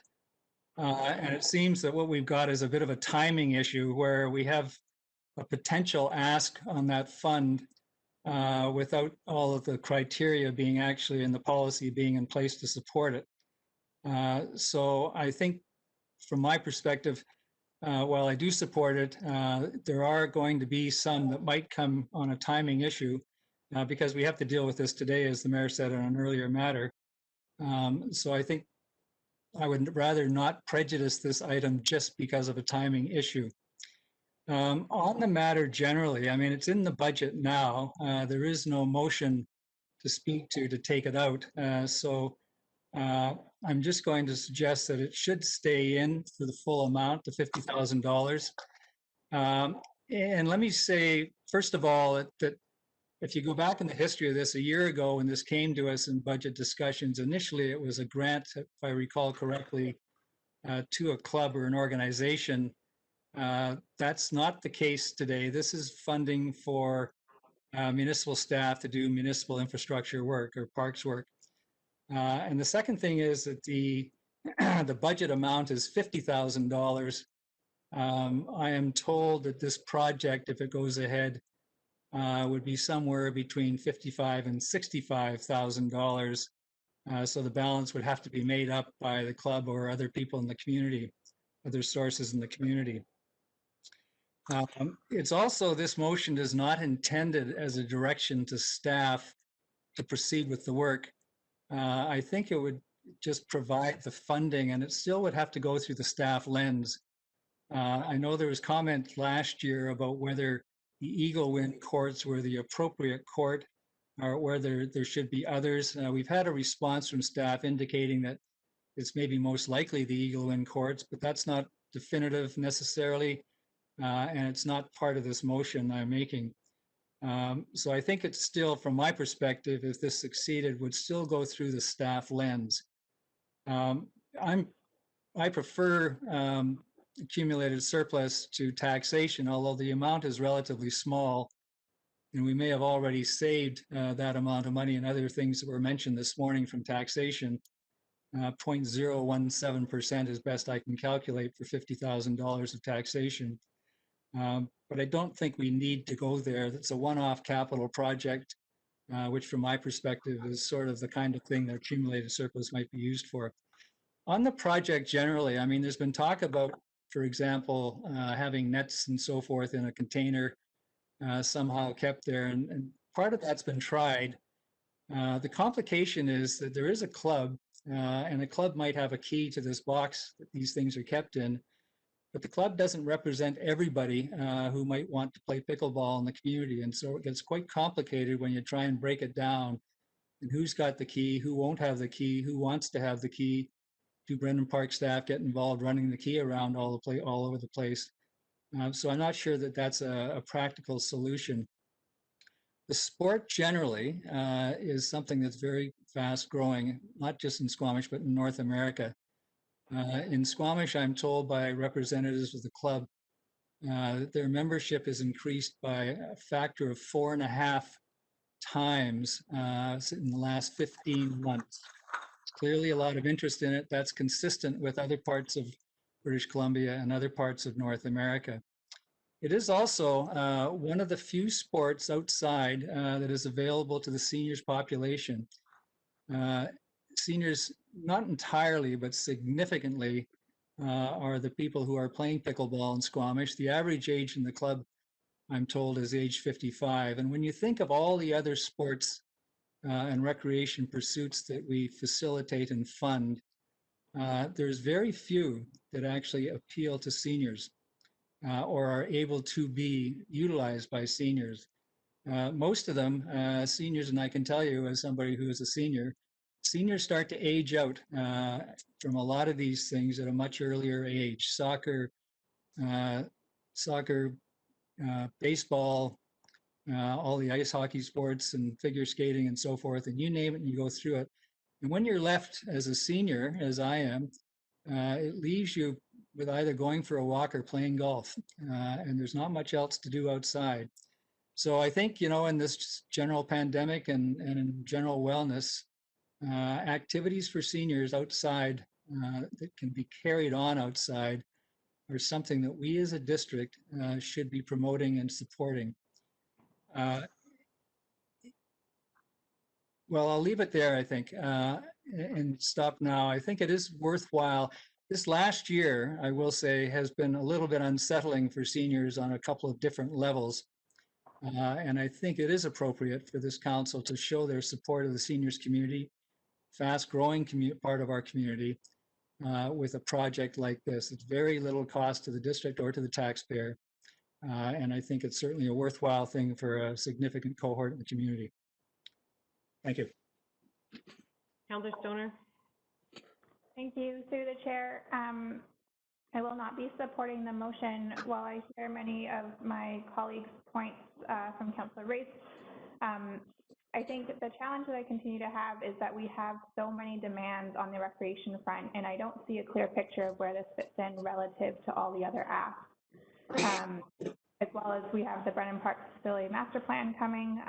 So I think that this starts to presuppose a little bit where that funding might be going. I'm happy to leave it as is with $25,000 in the budget, because I think that that puts the group and or our staff in a really good position to continue to apply for grants. I think there was one effort that was made last year, which unfortunately was not successful. That doesn't mean that those grants aren't available. The Federal New Horizons Seniors Grant is still available this year. UBCM has a active aging communities grant, and there are many others that I think can be pursued that would be able to support this, especially with the benefit of having matching funding from the municipality. So that would be my preference going forward. Thanks. Councillor Pettengill, then Anderson and French. Yeah, thank you. I'm not prepared to support this, although I am prepared to, as my colleague, leave the 25,000 in for now and to keep thinking about this as we go through our discussions and hear back from the public. I think one of my concerns is my understanding from the pickleball folks that I've spoken to is the original estimate came from them largely, and I'm not sure if that's correct, and I've missed my opportunity to ask staff the question of whether or not we have validated that estimate. But also what that estimate is for.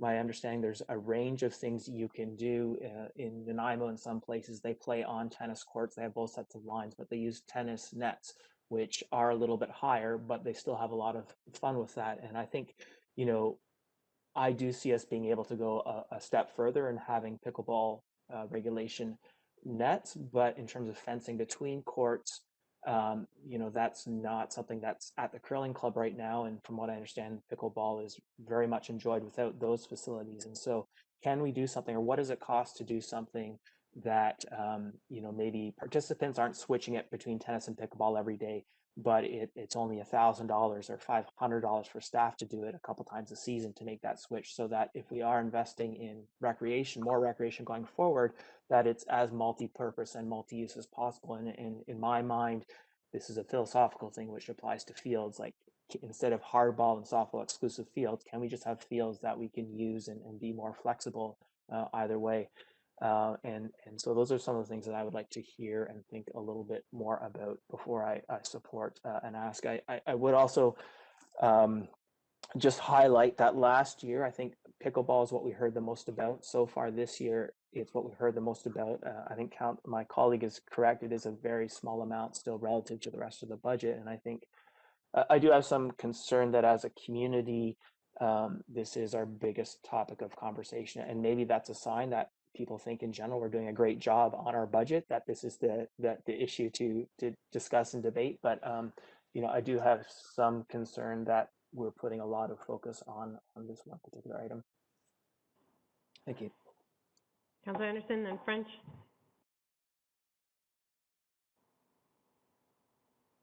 Thank you. I will be supporting Councillor Race's motion. I think that we have heard and become our orientation regarding pickleball within council and within the community has improved drastically over the last 2 to 3 years that we've been actively discussing this. A significant presentation from the pickleball enthusiasts came to council just over 2.5 years ago. And I think that over that time, I've become convinced not only of the sport is here to stay, and I've watched it grow, but I think that we have also seen an organizational development take place within the sport. And I think that the pickleball club is here to stay as well. If we look at the recreational landscape and how it's evolved over the decades in Squamish, it seems to me that this is a sport that we don't need to be concerned or overly concerned about exclusivity or a kind of a narrow focus. I'm just reaching for Councillor Pettigill's phrasing that he's just used, but I think it's here to stay and it deserves its place in the landscape of our recreational infrastructure. And I think that I'm happy to support this also because, as Councillor Race has outlined, we need to be mindful of our age classes, if you like, within the community and how we cater to both youth and seniors and everybody in between. Seniors' recreational activities in the wintertime have taken a big hit with the loss of the curling club programs. And this is just another reason why I think we need to be position this as a place that's a good fit for our needs for our community. Thank you. Councillor French. Thanks, Mayor. I certainly have heard the feedback from the folks that are involved in pickleball, and I too believe the activity is here and here to stay long term. And this is a conversation that we've had ongoing for quite a time, and it is time to better serve this particular activity. While I'm not totally comfortable with where Councillor Race is proposing to pull this money from, I am going to support the motion because I really feel like we've dragged this conversation out longer than we should have, and it's time to really get moving on providing some permanent facilities for the folks that are fans of pickleball. So I will be supporting this motion. Councillor Herford. Thank you. I'm supportive of the of this initiative, and I've been stuck on the funding model, and as I believe it was Councillor Stoner brought up, where it fits in the bigger context of our recreation and the demands that we are facing at our various facilities. Considering that we're looking at a 25 as 25,000 is already in, and we're looking at a $25,000 bump to accomplish this, I think I can. I'm going to support this at this point. I'd love to see it at some other. I'd love to see it at the Eagle Wind facility. I've heard both from the pickleball community and the tennis players that is an appropriate use. I was hoping that by this point, seeing as we did discuss it last year, that it would we'd have a better context for where it fits in the overall. But I think the demand is clear, and it's a very minor expenditure in the greater scheme of things that should have a positive impact on this underserved portion of our community. So I will be supporting this. Thank you. I won't be supporting this motion. Certainly it is a growing sport. Many of the sports in our community are growing. I think it sets a dangerous precedent when it comes to building facilities. Squamish Slow Pitch raised $160,000 in cash and $35,000 in donations to put the lights in at Hendrickson Field. Squamish Soccer Association raised $100,000 to help with the turf field when we had the legacy funds to spend there. I know our Hockey Association has been working very proactively with our staff to try and figure out how to fund and operate a potential second rink of ice. Our Brennan Park Master Plan land strategy has been all about maximizing facilities so that there's more than one use. Staff have just informed us that they would prefer that this came out of taxation, that this isn't a good use of our general reserve, so this would be ignoring that advice. I challenged some members of the Pickleball Association over the weekend with the fact that this sets a dangerous precedent and that they could take the time to do more fundraising and participate. So while I would be supportive of raising our contribution from $25,000 to $30,000 to acknowledge that there might be a higher cost, I'm not okay with just waiving the responsibility of recreation groups to fund part of our capital improvements. We can't do it all. There's just simply too much demand. And I think it's a bit of a slap in the face to all the other organizations that have worked so hard to fundraise for the capital improvements that have happened to their facilities, that we would just now say, well, sorry, this is a highly fast-growing sport with new members that know how to raise money, that have done it for other sports, and I just don't think that they get a pass. It's a great sport, and it works in the short term by putting nets somewhere and sharing the space with the tennis courts. So I won't be supporting this. I just think it flies in the face of what we've done traditionally, and also flies in the face of the advice we've been given from our staff. We're running out of time, Councillor Race, so go ahead. Thank you. Two quick points. Just to Councillor Pettingill's point, I was informed that the quote of $65,000 came from municipal staff, and the difference between the 55 and the 65 is just in a different technique for resurfacing the tennis courts, just to give some credibility to those figures. To the mayor's point and the precedent, keeping in mind that this is a $50,000 motion, as I said, and the cost is likely going to be higher. Inherently, there is some contribution by the pickleball community to make this work if it goes ahead. I think just the numbers show that, and it's approximately, give or take those numbers, approximately up to 20%. But I am concerned about this precedent thing. I've heard that before. I know I was on council when the soccer community came to us and put $100,000 into a $1.2 million project for turf fields. I voted in favor of the lights for baseball with the contribution the mayor mentioned. You know, a lot of sports don't have those resources. They don't have the numbers. They don't have the sponsorship attractions. They don't have all the other things. And to suggest somehow that you're not going to get any help from City Hall unless you come up with 10, 20, 30% or whatever it is, I think is a flawed concept. I mean, look at this budget. If you look at 2 or 3 of the line items above number 60, they're baseball for additions and renovations, for example. There's no indication there's a contribution from the baseball community. So I think we at very best are inconsistent. And at worst, this idea that the community somehow, these are people who are taxpayers and volunteers, keep in mind, somehow has to come up with monies for these municipal infrastructure projects, to me is just not right. And so that's a point of principle that I think is maybe secondary to the discussion, but I'll leave it at that. Thank you. With respect to my council colleagues' comments, no, we don't ask people to do ongoing maintenance of the facilities that exist. We put that on the whole tax base. but new facilities, we have looked to the community, and it's been a tradition in this community to contribute. So I think the precedent stands, and we have gladly accepted, once new facilities are there, the responsibility of funding them for taxation for their ongoing maintenance, upkeep, and improvement over time. So my opinion still stands. I'll call the question. All those opposed?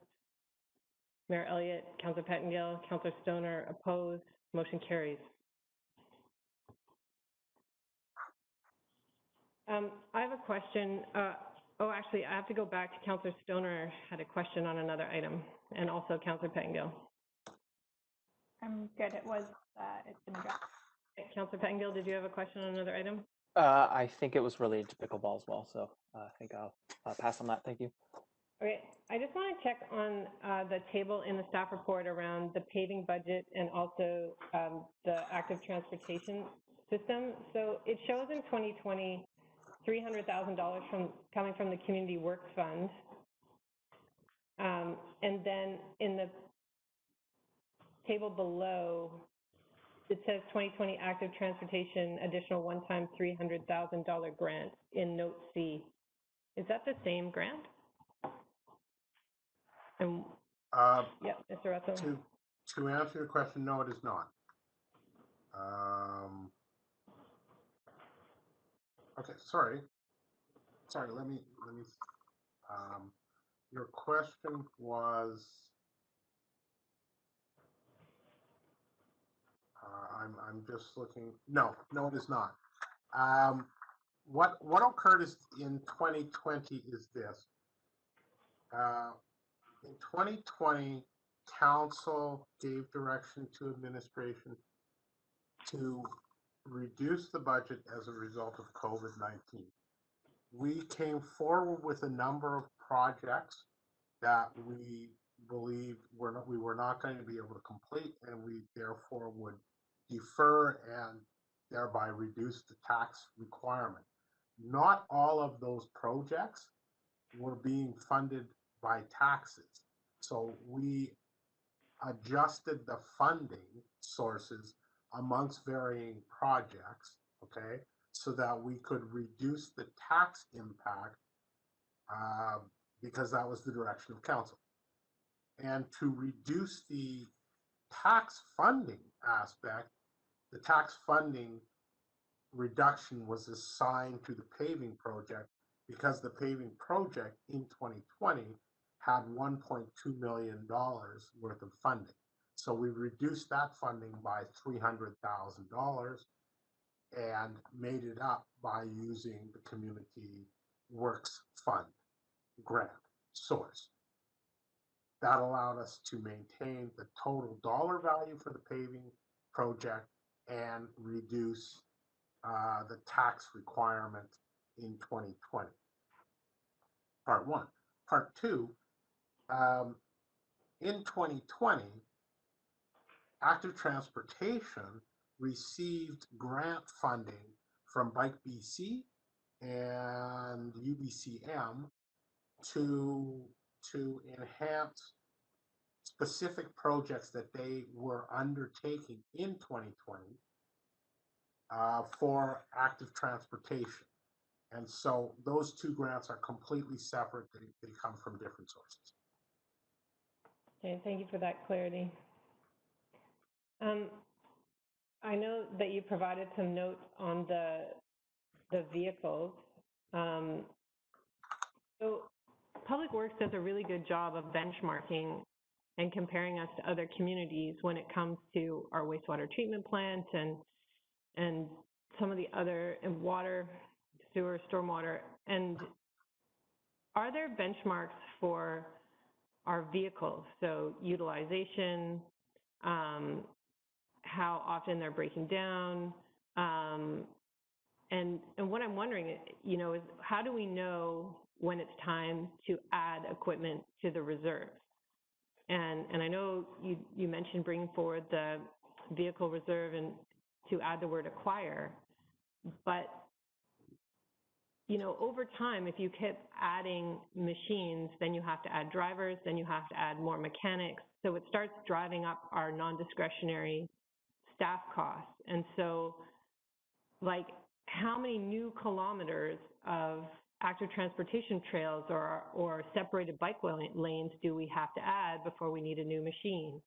And then at what point do we need to start adding another mechanic and a new operator? And I think that's the piece that's not transparent to me about adding these big ticket items is while Public Works thinks it's time, there's not a transparent indicator that says to council or the community, it's time.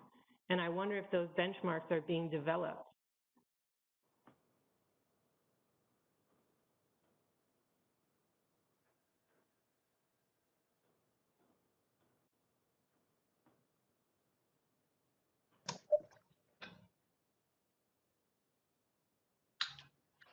Through the chair. It took a while, but now I see some people jumping Here we go. forward. I'll just go to Mr. Smith. Through the chair, we don't have a benchmarking program specifically around the fleet. We did have a fleet review done in 2011 that indicated KPIs for time to increase vehicle or increase our fleet. But no, we don't have a benchmarking program in place right now.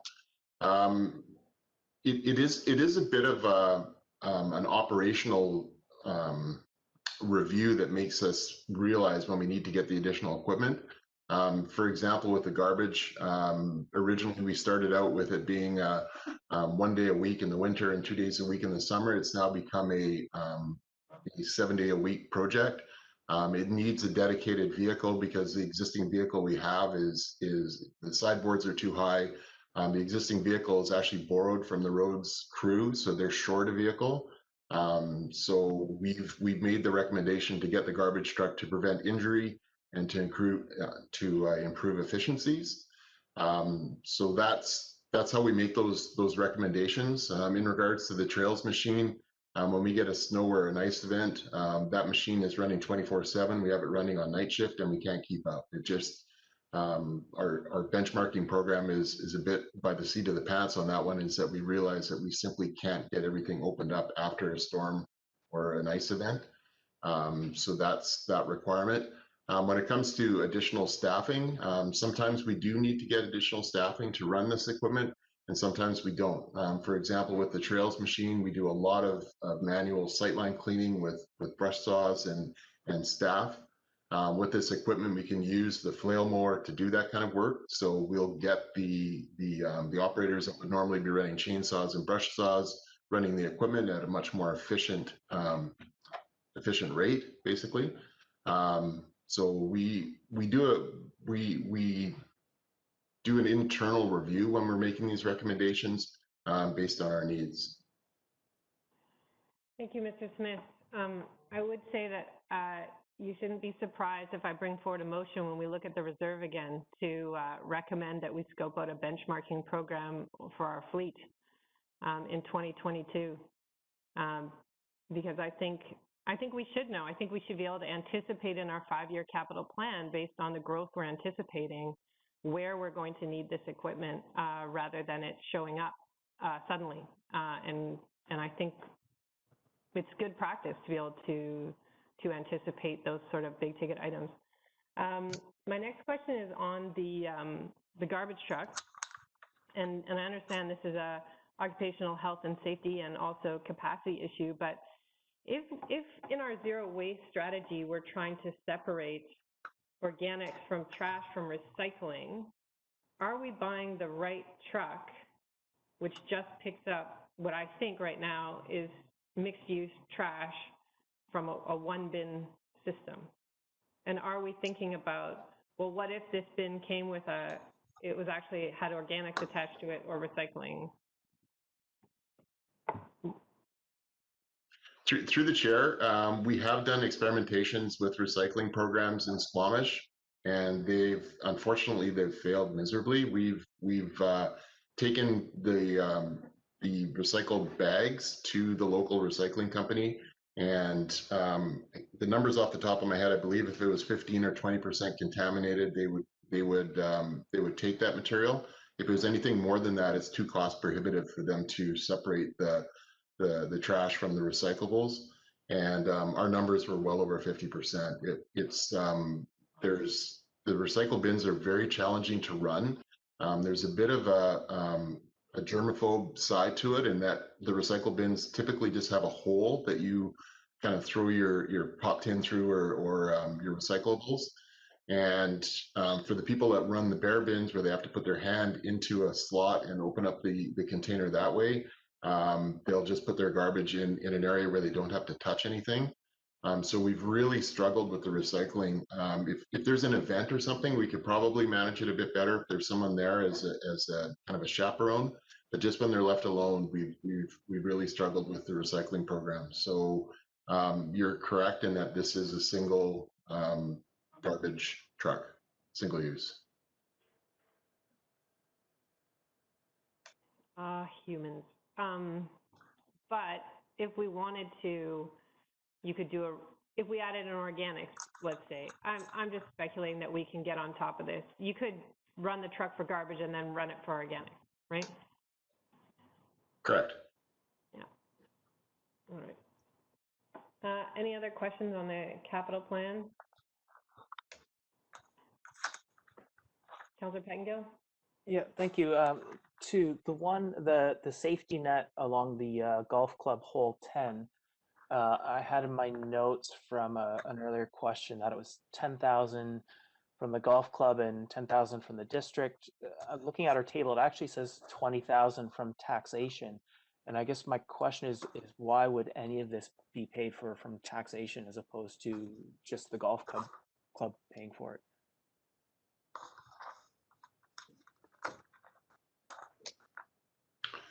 Through the chair, we've been working with the golf club because that's a district trail that walks along the side of that. I'm not sure the hole, I think it's hole one or two.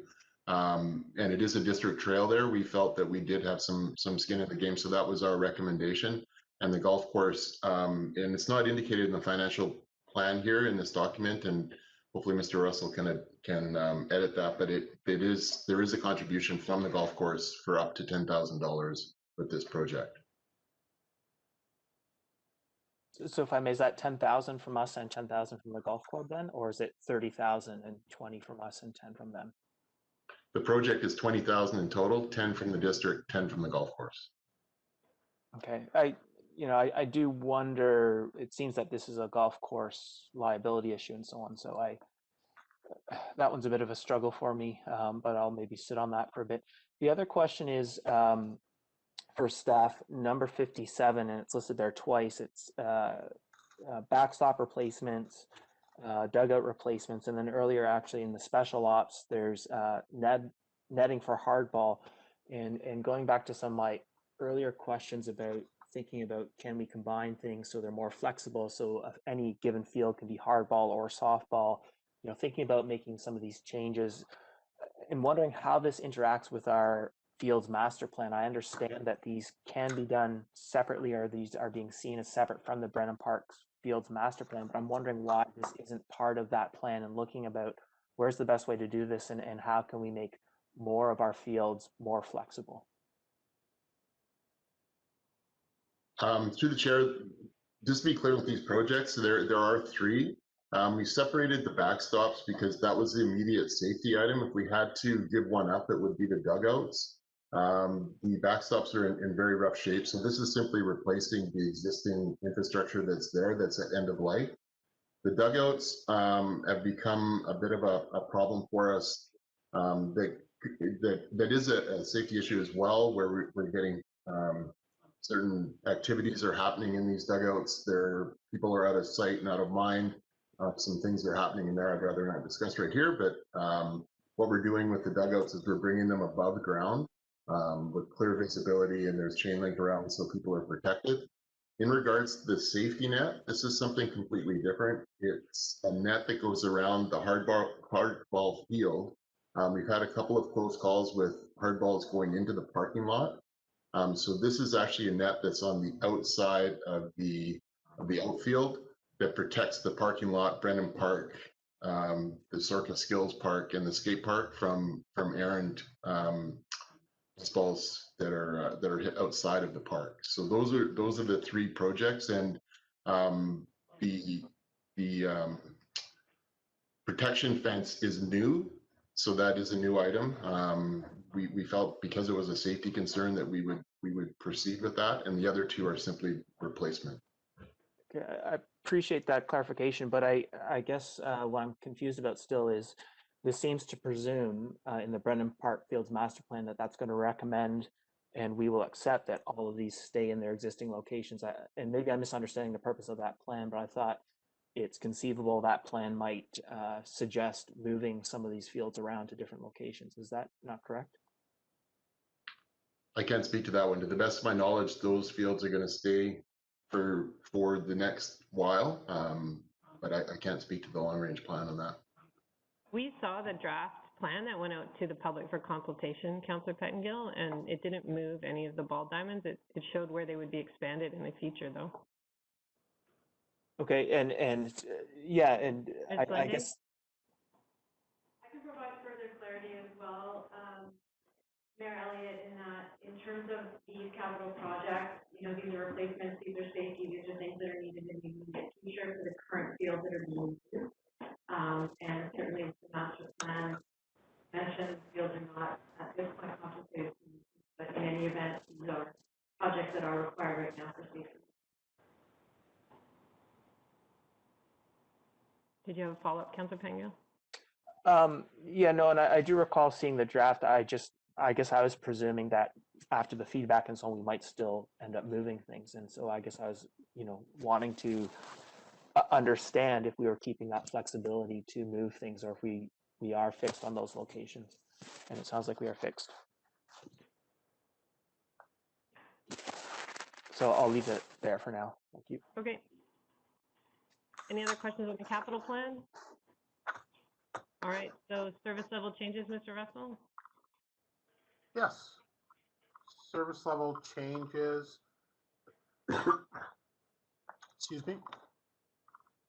Service level changes were presented in December of 2020, I believe December 7th. And with that, there was a package of changes. Council at the time did not have any specific direction around the individual components that make that up. Although the question was asked at the time, would there be an opportunity for further discussion?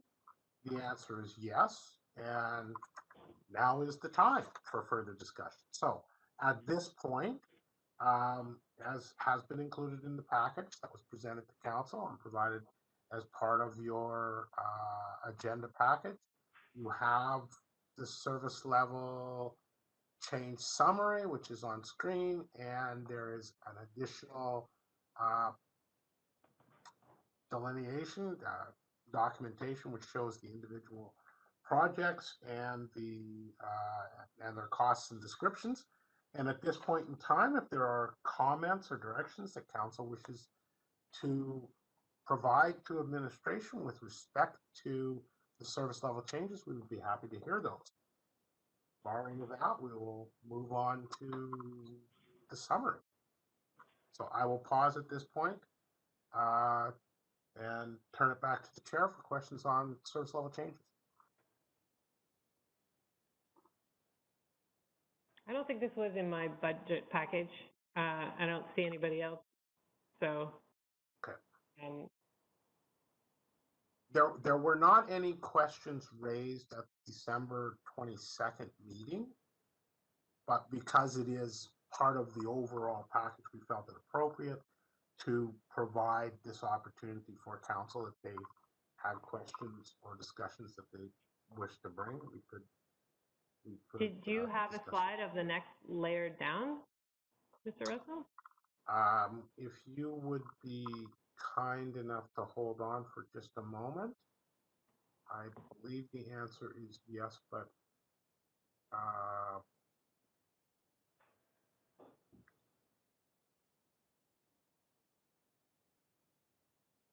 yeah, okay, I'm going to jump past the summary and I'm going to go to this. Can you see this slide, or is it giving you a blank end of slideshow? No, we see a service level changes slide. Okay, so this is the slide that supports service level changes. We spoke about service level increases. Those are related to BC Transit and Community Climate Action Plan. The opportunities are related to self-funded items in film and emergency management through grant, and then service level maintenance, which are funded somewhat through tax and somewhat through other sources as required. And they relate to a number of different areas, from information technology through to RCMP support, as you can see on the screen. These are the items that were presented to council at an earlier meeting, which council had an opportunity to discuss. At that meeting, nothing specifically was directed to the administration to either increase, clarify, or remove. So we are now providing a opportunity for council to direct any questions with respect to service level changes to the administration, so we can clarify any items that may be outstanding. Councilor Ray. Thank you. And this may have been covered in December and I've just forgotten, but with respect to fire services, I know that there was a provision for an additional deputy chief. And I don't recall whether that would result in one more full-time firefighter or whether that person might be drawn from the existing company and just reassigned or given a different title. Could you clarify that, please? Ms. Lunday? Yes, it is an entirely new position, so it's an addition of one full-time. Thank you.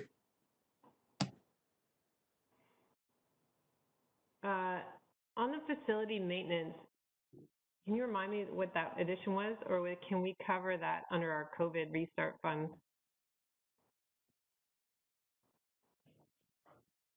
I could address this unless Ms. Arthur would prefer to.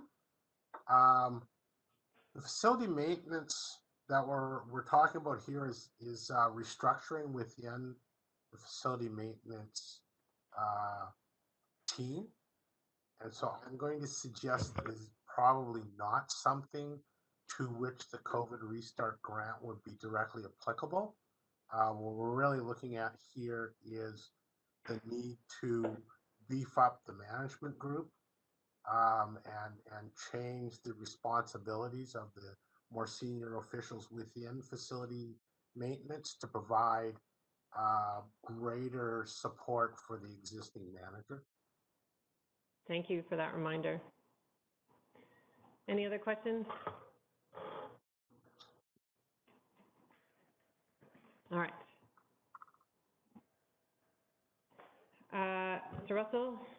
Okay, so pending no further questions with respect to service level changes, I'm going to pop back a slide and go to the summary of changes. So with what has been requested and presented to you today, the total ask for general property tax revenue requirement for 2021 would be just over $32 million. The majority of the change is related to changes in existing service levels, approximately 1.4 million, just under $600,000 for service level changes. Special projects, basically no change in requirement year over year, and a slight reduction in our capital projects. Apologize for not blanking out the COVID pandemic budget adjustment line. Wasn't really supposed to be on this screen, but it's there. The non-market change, again, as we alluded to previously, the province, through BC Assessment, provides has made a change in their methodology, and so they provide this year. They've provided a snapshot of the non-market change earlier in the assessment process than they had historically. We've reviewed that number. We think that it is that this value that we're presenting here at $1.1 million is appropriate. It is not 100% of the non-market change. There's a little more growth to non-market change than this available, but we recognize that there is also the availability of residents to challenge their assessment, which could then have a result in reducing the overall assessment. So we'd like to leave a little bit of wiggle room there. After taking all those things into consideration, the total increase that would be required to be funded through taxation is $826,000 increase year over year, and that equates to a 2.7% increase based on the existing property values. That being said, we won't get the final property assessed values until April. Indications are at this point in time, as I'm sure you've seen in the papers and other places, that assessment has increased year over year. So based on existing assessed value, this would require a 2.7% increase in taxation, and we won't be able to give you a more definitive number until we get more information from BCSF, to be quite honest with you. And we know that we'll get the final numbers in late March, and therefore that's why we do our taxes in April. And it may be possible that we would have an updated preliminary figure available when we come back for the financial plan bylaw in February. And to be fair, can't comment on that one way or the other at this point, because we're awaiting additional information from BCSS. So that's the summary. This is where we are. We believe that the overall value will result in an increase of 2.7% on average to the taxpayer. And again, as the note at the bottom says, this is not what any individual taxpayer will pay, but what we believe will be the overall increase in requirement to property taxes in general. I will stop here and turn it back to the chair for any questions. All right, so we don't need to approve the budget today. It still has to go out for public consultation. So, so there's no motion in front of council. This would be your last chance to move a motion to change the budget before it goes to the public. Otherwise, I'm going to move on. Councillor Pettengill. Yeah, I don't want to move to change this at this point. I'd like to hear what the public has to say. And I do have a bit of concern with the 2.7 in the context of COVID. But again, I think I would like some public feedback. I did have a question. I believe at other times I have seen at various points, along with our financial plan, just a rough guesstimate of what this year's tax rate increase would probably mean for next year's. And every time I see that, if I'm understanding it correctly, it always seems that for this year, we managed to keep the tax rate increase fairly small, 2-3%. And then the following years, it's much higher. And then we get to the next year and that somehow comes down and it's higher for the following years. I'm just wondering, have we done that projection yet? And do we have any sense? I guess what I'm looking for is, are we creating a lot of pain for next year by holding it at this, or are we approaching a more constant year over year increase, or do we have any sense of that at this point? Well, the service level changes that we've proposed of 1.9% will be normalized in next year's budget, so that becomes base.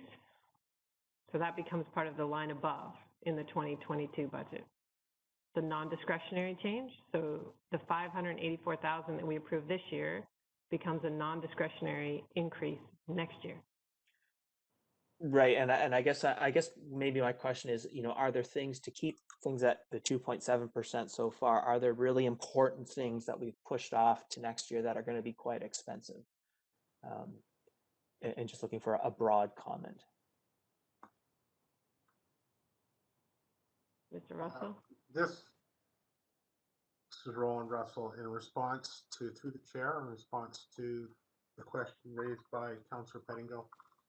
I don't have the exact number in front of me, but my recollection suggests that the annualization of the service level change proposed would add roughly a 0.5 percentage point to the 2022 increase required, i.e.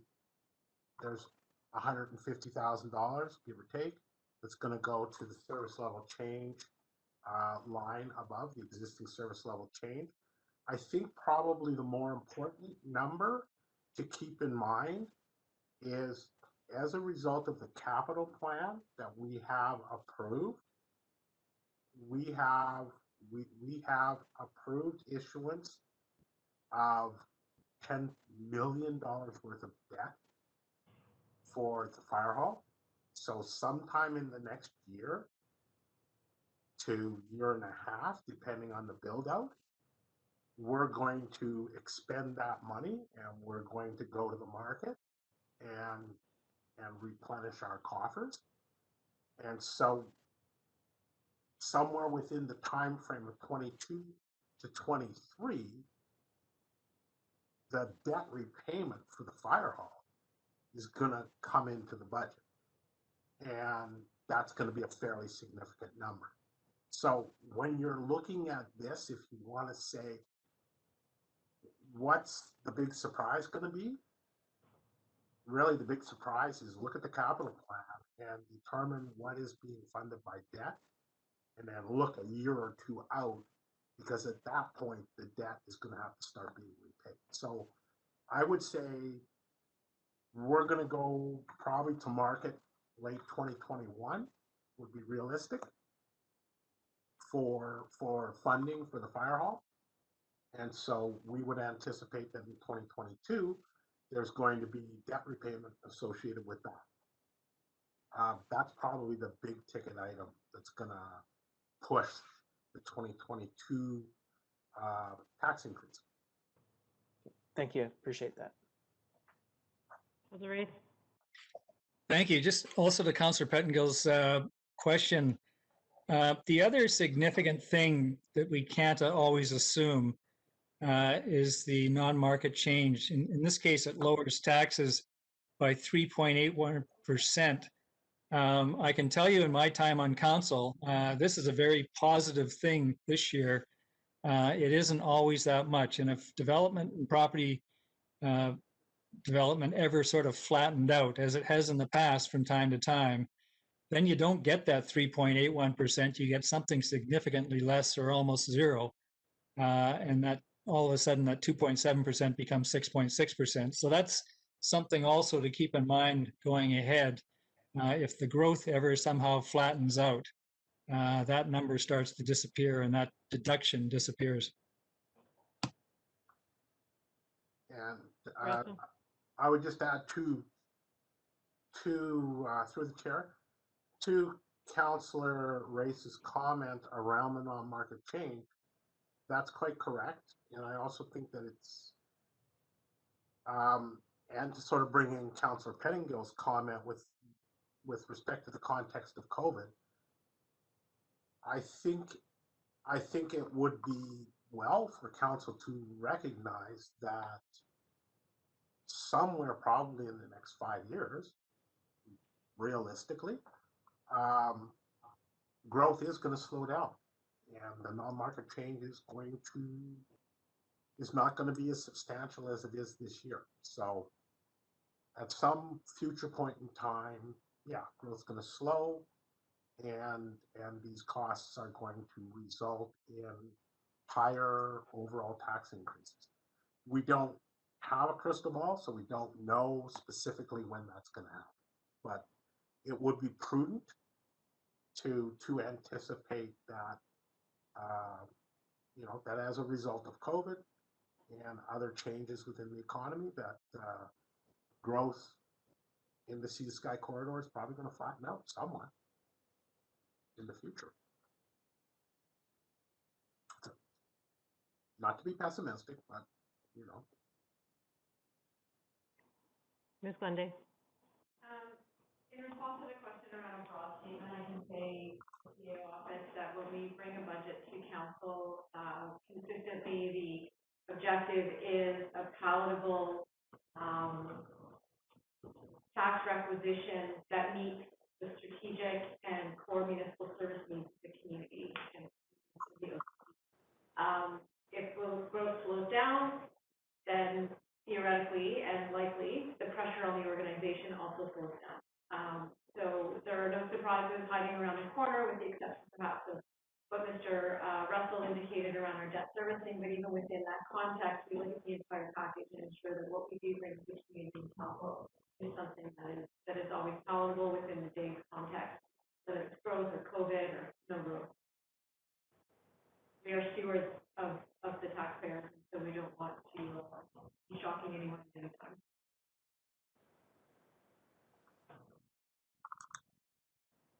All right. I'm not seeing any more hands on the budget, so we'll look forward to the public engagement on that. And so I'll have a motion to close, please. Moved by Councillor Stoner, seconded by Councillor Herford. Any opposed? Motion carries. Council, you've been sent a link to connect with, so we'll leave here. And